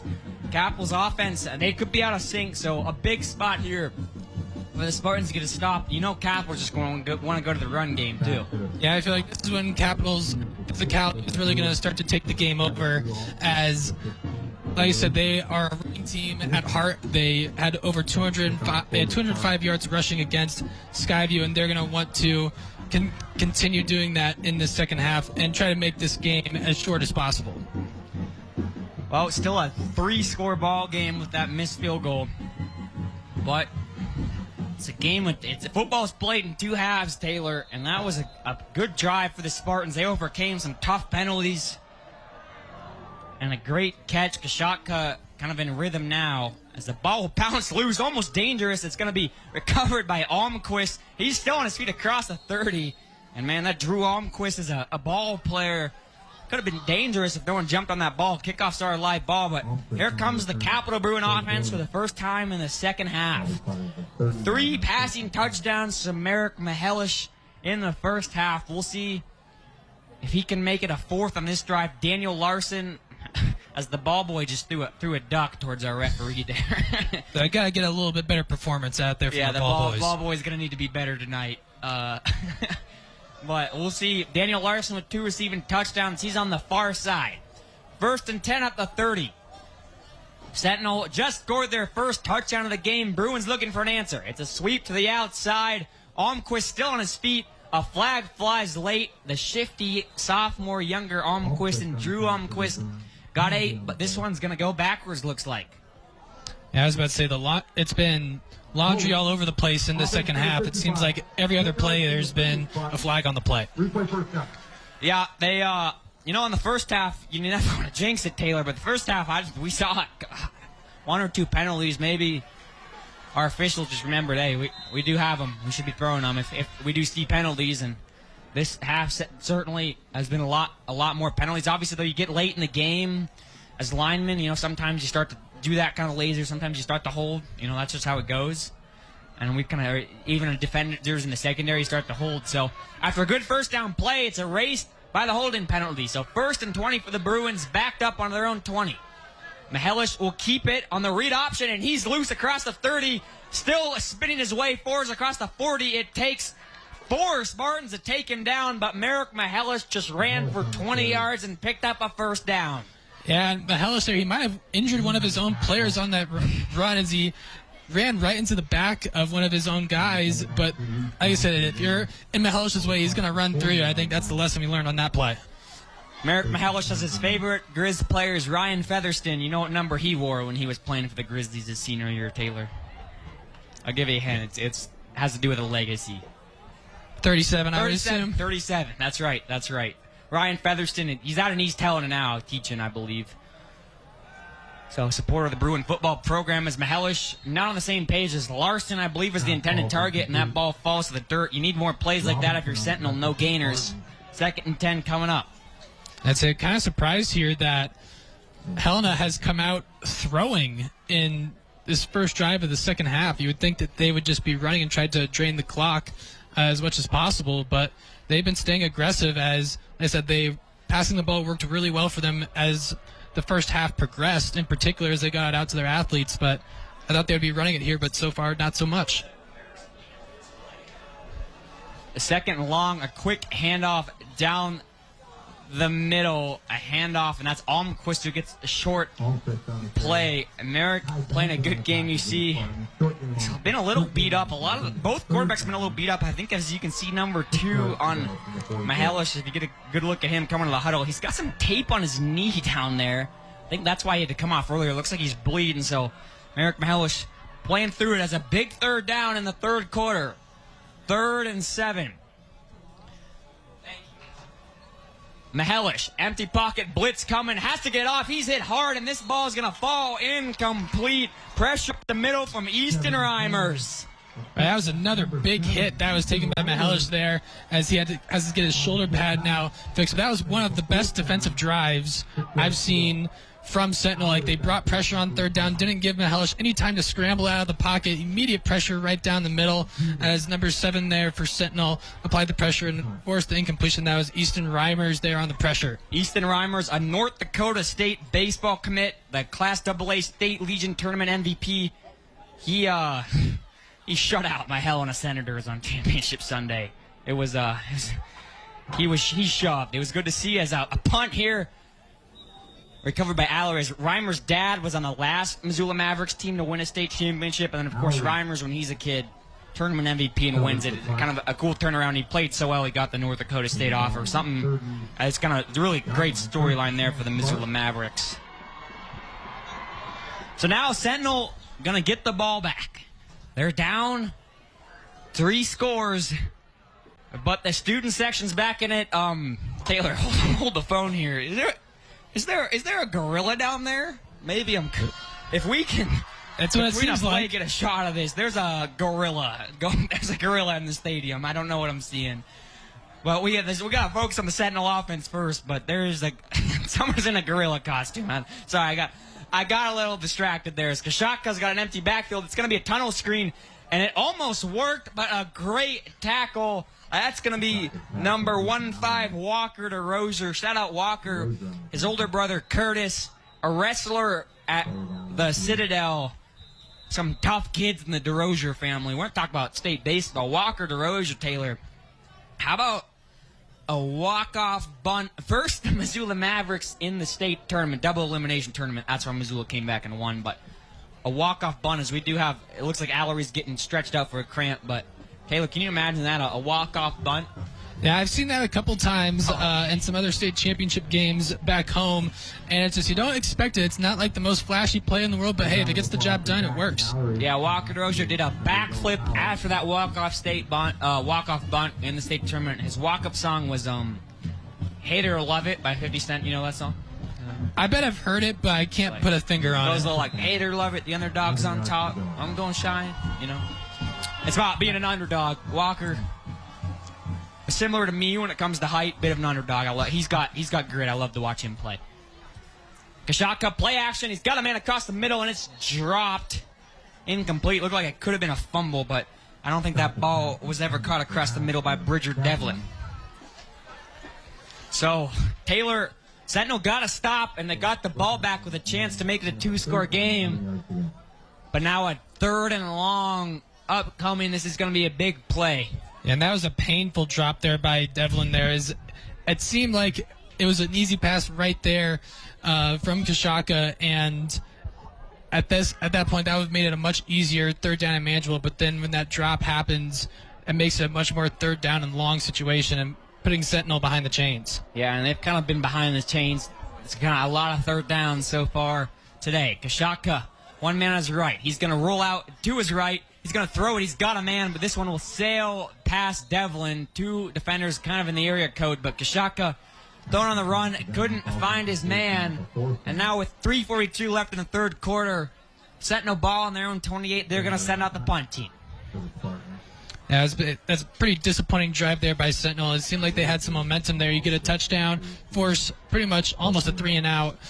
They had 1 first down, and then they forced a punt there on the defensive side. But then their offense comes up cold there in their 2nd drive of the 3rd quarter.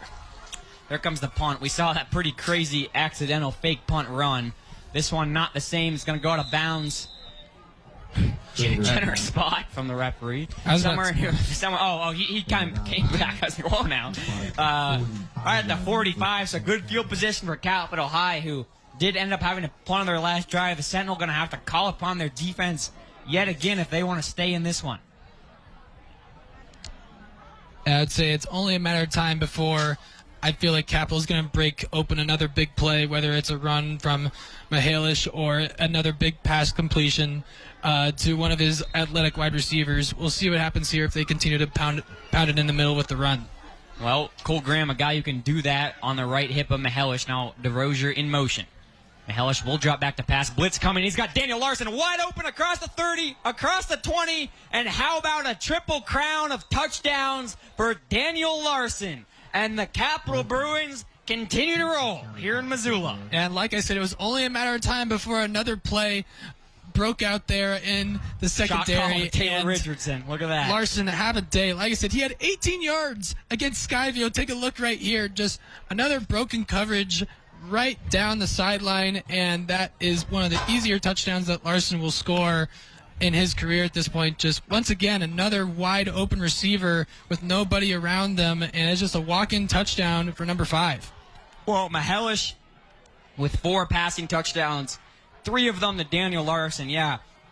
Or was it only had 2 catches in their last game, Taylor? Only 18 yards. Well, only 1 pass for 18 yards against Skyview. PAT is blocked there, so good play by Sentinel, but still a touchdown. And what a game so far. And you see, when you play the zone defense, it kind of works for tricking the quarterback, but if you have bad communication, it leaves to plays like that where a guy's wide open down the sideline. Yeah, and especially big athletes, like we said with Larson, with that speed that can break that zone coverage there, and it's just happened multiple times on Sentinel, just not fully on the same page on defense, and it's costed them dearly here in this matchup.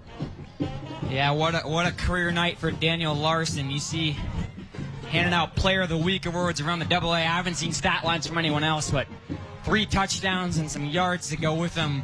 Looks great. Merrick Mihalish's 4 touchdowns also looks pretty good on the box score, 34-6. Yeah, Taylor, we talked about, I mean, Sentinel was 6-2 in the last 8 matchups between these two, and those two were both in that 2022 undefeated team from Capital High. So you take that matchup out, and it's 6-0 behind minus 1 year of football. They were 6-0 before that, and Capital has just ignored that, and they've kind of come in and they're starting to put it to the Sentinel Spartans, and it's starting to. I mean, they're putting it to them with 3:27 left in the third quarter. Yeah, I'd say great athletes and game-changing players like Mihelish are the people that break those trends, and we've absolutely seen that happen today, where just they weren't worried about history. Even when they got off to a bad start with the muffed punt, it was all business for Capital throughout this entire game, and they've completely dominated this matchup so far. Yeah, you're right. That muff punt could have caused for disaster for Capital. They just buckled down on defense. It's some great kickoff coverage, and the ball is loose, and it goes from bad to worse for the Spartans as Capital High is going to recover inside their own 30. My goodness, we just talked about the muff special teams play by Capital, and Sentinel returns the favor as Jackson McMillan. They're making the play once again. Watch it again. It's a big hit applied there. It was already fumbled in the beginning, and then it got picked up by a different guy in Reimers. Not normally the kickoff returner. Great tackling by the Sentinels, and Ryan Martin was the one who popped it out, and Jackson McMillan, the strong safety, recovered it, and it's a party on the Bruins sideline. Now let's get back down to the field. Got Bruins great field position. It's a screenplay out to the left. Caught by Almquist across the 20 inside the 15. Bulldozing defenders. And has been Drew Almquist. Man, I'll tell you what. Drew Almquist. Coming to the game, Dylan Almquist. Dylan Almquist caught 5 passes for 92 yards in their last game. He had 500 receiving yards last year, but he's just blocking for his brother there. He has not been, I don't even know if he's caught very many passes today. Yeah, absolutely. I'd say Daniel Larson, he's making plays in the blocking scheme as well, just completely leading the way for his receivers, getting them a big gain. Well, Mihelish now a screenplay to the right side. Almquist again, a similar play, and he's going to waltz into the end zone. 5 passing touchdowns for Merrick Mihelish. The second one for Drew Almquist. And Capital High is pouring it in. A 40-6 lead for the Bruins over the Sentinel Spartans in their Western AA opener. Check out the replay. As I say, it's been a stunning offensive performance from Capital. Just great blocking once again. There's Larson once again out in front, leading the way for his team. He's just been making plays for every single player on this team, just creating space with blocking, and also making plays in receiving the ball as well. And it's just been a clinic from the Bruins this entire time, just being more physical and being more tenacious in this game. And it's been just a fantastic showing and almost a statement game right now for Helena, because we were both kind of thinking that it was going to be a closer game as both teams 1-1 lost to the same team. And my goodness, Helena has absolutely put a stamp on this game still in the third quarter. Yeah, still in the third quarter, 41-6. We might have to dig into the roster here soon and find some of the rotational guys from each team. But, man, we were talking about the blocking on the screen plays. And I was going to joke before that last play. I mean, if you want to play a receiver at Capital High, you better know how to block. Absolutely. And they're doing that. And I think being able to return Almquist and Larson and Toivonen and all has super helped this pass intact. And now the Drew Almquist as a sophomore is balling out, as we just saw. They're a dangerous team, Taylor. Yeah, and it's just they're big, fast, physical, like you said, and I said they have imposed their will on this game. And like I said, they're going to be sending a message to the rest of AA, showing that they're going to be a team to be reckoned with. Even though they lost to Gallatin, that was a close loss. They had a 14-point lead in that Gallatin game, and so they have those capabilities to hang with the top dogs in AA, and they're going to be right in the mix, and they're showing it today.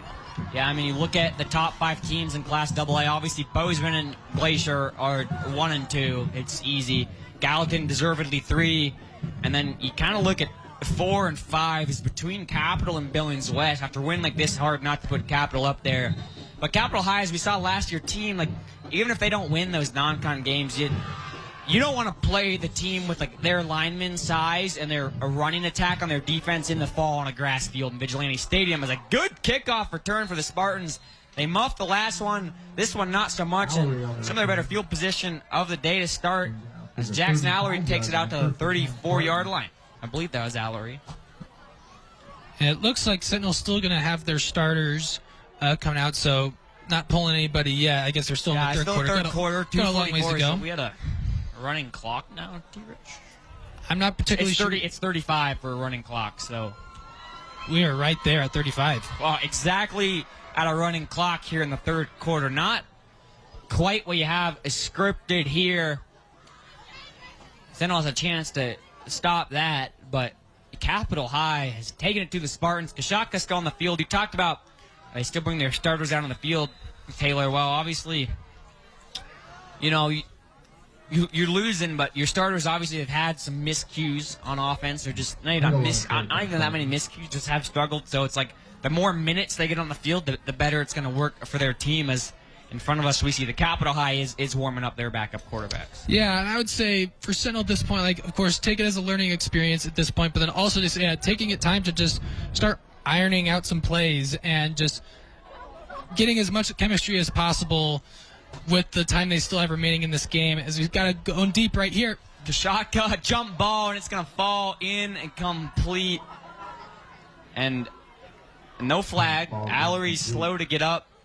Cornerback's there making sure he's all right. Ryan Martin on the coverage. Martin, the one who forced that fumble on the kickoff. He's the guy who he's the starting safety for the Capital. 6 tackles in their last game. 31 a season ago. Kind of an important returner for this Bruin defense, and he's going to show it on the outside there. I'd say Allery's a little shaken up after that last play. He's, like I said, he's a guy that's taken a lot of hits, and he was sort of hobbling on the way back to the line of scrimmage. We'll keep tabs on him as we continue throughout this drive. He's still staying in the game.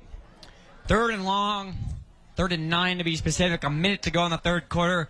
Upcoming for the Sentinel Spartans. Fumbled by Kashaka, but he'll regain it. Now roll on to his right. He's going to stand on his feet and just tuck this one and go out of bounds. So more good defense by the Capital Bruins. They keep Allery in bounds, and now Sentinel will have to send out their punting unit down 41-6 in the third quarter. And yeah, my apologies. I'm rewatching that. It's not much of a fumble as much as it's not the best snap for Kashaka. He's kind of been running around all night. Yeah, I'd say that's multiple times now we've had a couple low snaps for Kashaka at this point. He's done a good job of being able to still corral the ball and still make a play out of it, but that's just another thing that they're going to have to iron out as the season goes on. You see some backups kind of getting loose on the sideline for Capital High. They know some of them are going to be called upon in this blowout victory, as that punt's going to take us to the end of the third quarter. And it's a boat race so far. The Capital Bruins up 41-6 over the Sentinel Spartans. We'll be back for the fourth quarter right after this. Welcome back here in Missoula. Capital High. It's been all Bruins minus that touchdown in the third quarter. We just missed a quick little run play for the Bruins. Me and Taylor, backups in for Capital High. Me and Taylor are going to have to dig into a little deeper into our roster list to find out who's on the field for y'all, but it'll be fun to see kind of who the future of some of these programs are. It's going to be a handoff from Gunnar Fothrup, the backup quarterback for Capital High. It was a handoff to Cole Graham, who's certainly not a backup, but he's coming off an injury, so it's kind of a good time for him to get some reps. Not very high consequence, Taylor. Yeah, and then on the tackle there, I believe it was Sam Simon on the tackle there. A good wrap-up. We've got 3rd down and short coming up here. Yeah, and that'll be a good opportunity to shout out any defensive guys kind of coming and making plays. Like you said there, Taylor, kind of see some guys maybe will rotate in as the season goes on, or just depth guys, the futures of each program. Gunnar Fothrup, his older brother Gage, was on the Spartans last year. Or not on the Spartans, my apologies. He's on the Bruins last year, a playmaker for them. His 3rd and short going to come up after back-to-back run plays. We get the ball carrier on that one. I think that might have been Jackson McCauley. I believe it was number 38 there for the Bruins. I think it was 4, as we see there. Our camera crew's got it lined up for us, Taylor. We're just not paying attention. As now, they're going to actually give them the first down on that rushing play. So 1st and 10 for the Bruins. Running clock here as they have a 41-6 lead. Don't see a lot of running clock in the Class AA, and certainly a Sentinel probably hasn't seen a lot of running clocks except for when they are in their state championship run, and that's when they're beating teams. Kind of the first time in a while they've been on the backside, as we got a flag here on 1st down. Dead ball. A delay of game penalty. Number 12. 5 yards. And that's going to march him back 5 yards. We saw Bothrup come in, well, sort of come in for a play, Taylor. He came in when Merrick Mahalish was getting his knee taped up, and then a delay of game penalty like we just saw there happen, and then they brought Merrick Mahalish back in. So he stood his ground. Bothrup takes a snap. It's a handoff down the middle. Blitzing forward through the defense is going to be Boone Davis, a sophomore running back for Capital High. Another good tackle there by Cade Wallace, the junior 5'9 linebacker, coming in with a nice wrap-up tackle. Some guys rotating in and out on the offensive line for Capital High. They returned 3 guys, and they're kind of rotate a few different guys in and out on the final 2 positions, and now's a chance to kind of find out some of your depth on your O-line. 2nd and medium, 41-6 lead for the Capital High Bruins. Bothrup's going to throw for the first time. He's got a man one-on-one and just a little too far for Joey Mergenthaler.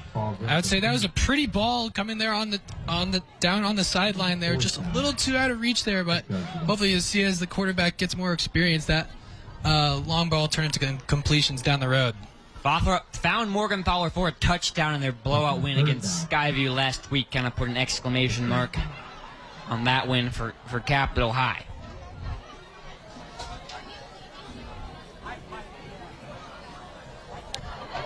So 3rd and medium for the Bruins, 8:23 left. Bothrup getting blitzed. He's running. He's going to try to check it down, but it's going to fall incomplete. So Spartans backups come in on defense, and they get a good stop for them. That pass was intended for Davis again. And here comes the punt team. You think we'll get their backup punter or the starting punter here, Taylor? I'd say it's anyone's game at this point. I'd say whoever wants. We still got our main guy. Yeah, I got Zima. Do you think he can get a touchback? Oh, this is a pretty good place to punt the ball, actually, from the 50. Yeah. I'd say if he lets it rip, he can make it to the end zone for sure. Do you think he'll make it out of the back of the end zone is the question?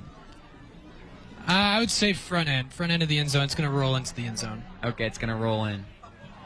This one's high. It has a chance, but it's actually going to get muffed inside the 20, and good recovery by the return man at Sentinel.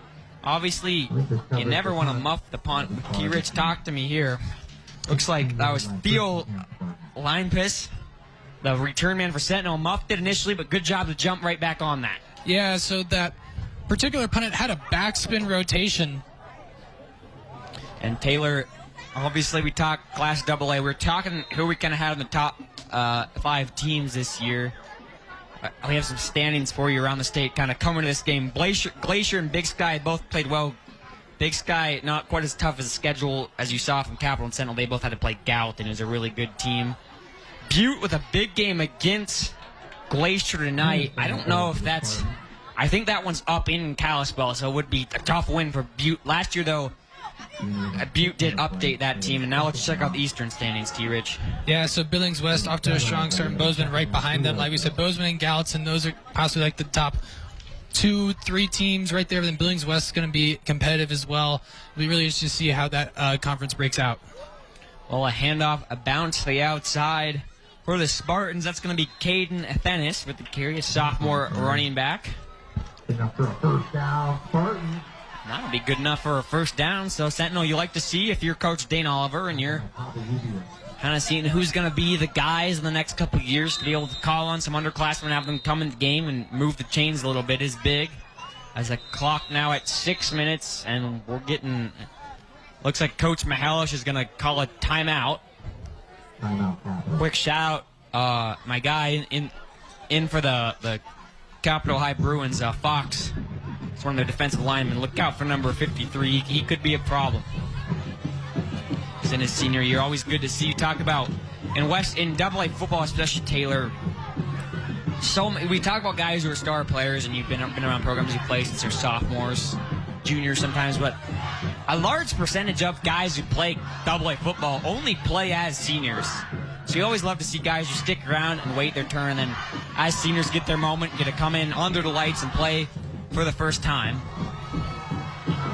Yeah, absolutely. It's just what their entire high school careers are built up for. You put in the time, you put in the work, and for a lot of these guys, their senior years it's the reward of all that time and effort that they put in. It's great to see them get out on the field. So my guy Fox in there in the D-line, I love to see him get a tackle. He's coming off a wrist injury, Taylor, so it's a good bounce back. Fellow Iowa State Cyclones fan here.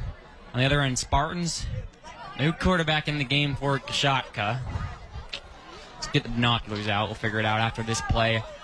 A quick pass over the middle. He's got a man wide open. That's Sam Sermon as Sermon moves the chain. Sam Sermon, Taylor, related to the Sermon family who are pretty good at football.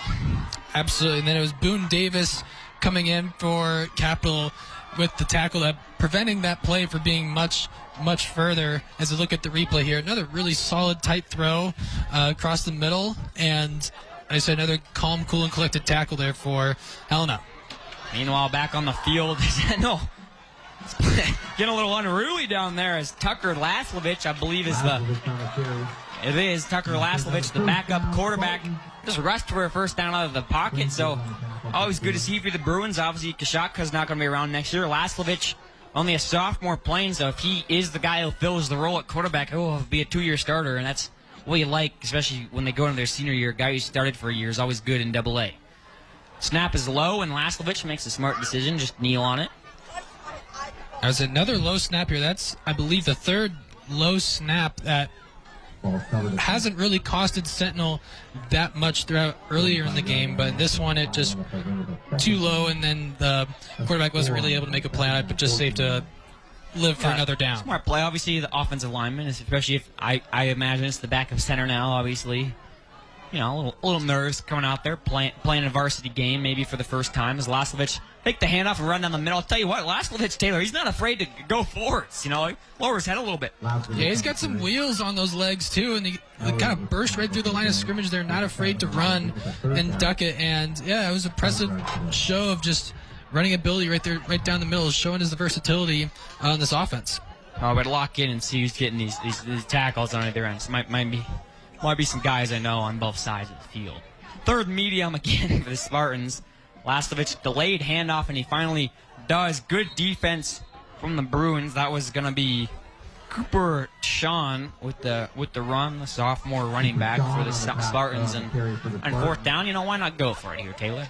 Absolutely. I want to see them let it rip, maybe even try to go to the end zone at this play. Oh, you want a shot play? I want to see them go all the way. Go all the way. Taylor. Okay, Taylor. Third and medium. Well, they're doing what you wanted, Taylor, down to the end zone. This one will follow and complete. Good coverage. Cooper Decker, the intended receiver.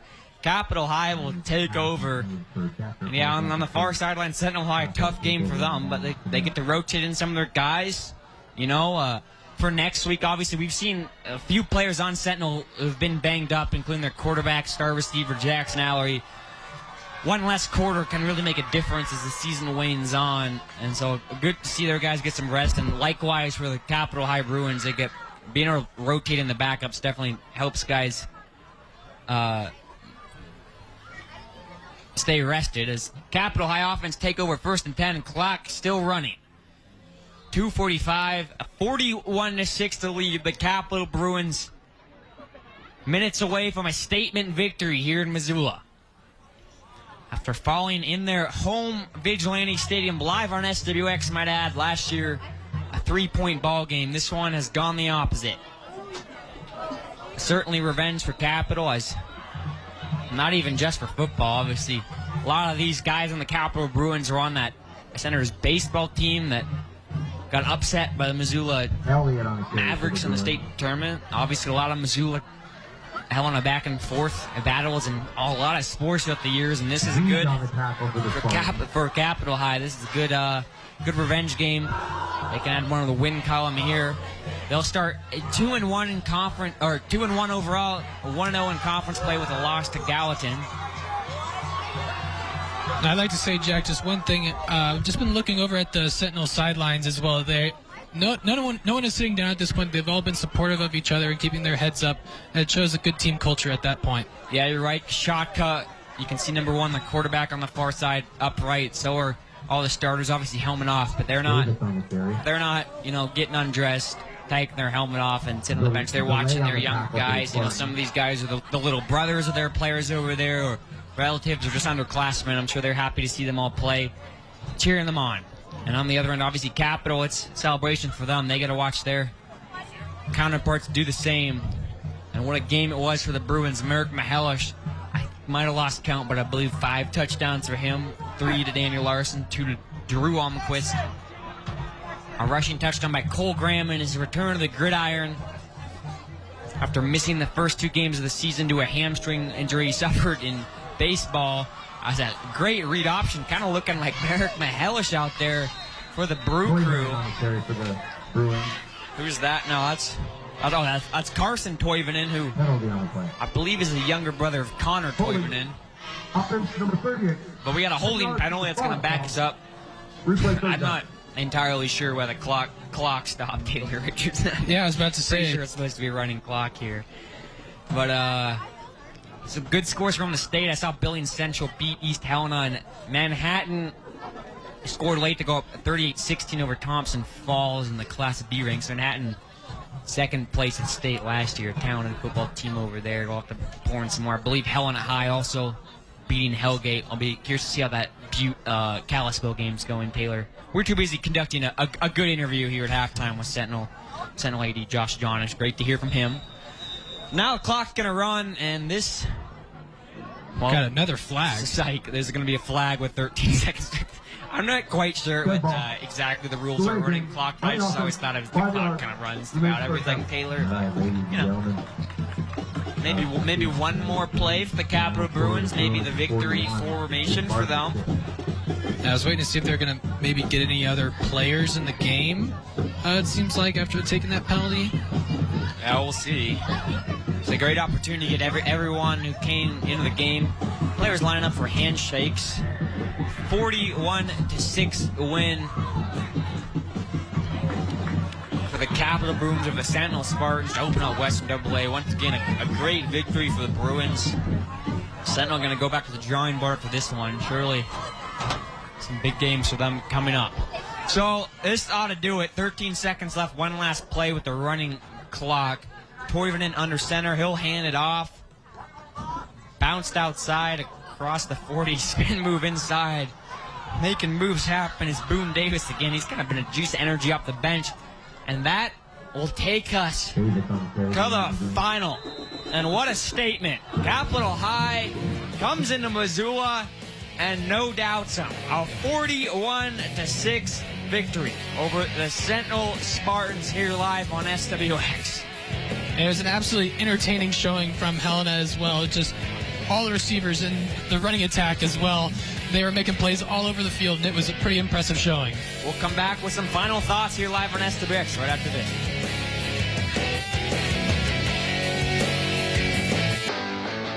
Some happy Capital Bruins after a 41-6 victory to open up Western AA play 1-0. Taylor, give me some quick thoughts about the game. Yeah, absolutely. It was just a domination on all phases of the game between Capital in terms of running the ball with Mahelish as well, then also finding open players too, just all over the place. And like you said, there is Larson getting the easy touchdown there, and then he was not done yet after another couple plays, and then he taking this one all the way to the house there, fighting through defenders and making it look easy there in the first half.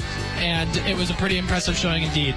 Well, we'd like to thank everyone who joined us. Mason, our director, Kevin running graphics, Alex back in the replay, Dan on camera, Ruben the great on camera, obviously our wonderful producer Dave was with us all night, and Jack Marshall. Taylor, it's been a wonderful night. Always fun broadcasting with you. A great, as you said, Capital High victory. 5 touchdowns for Merrick Mahelish.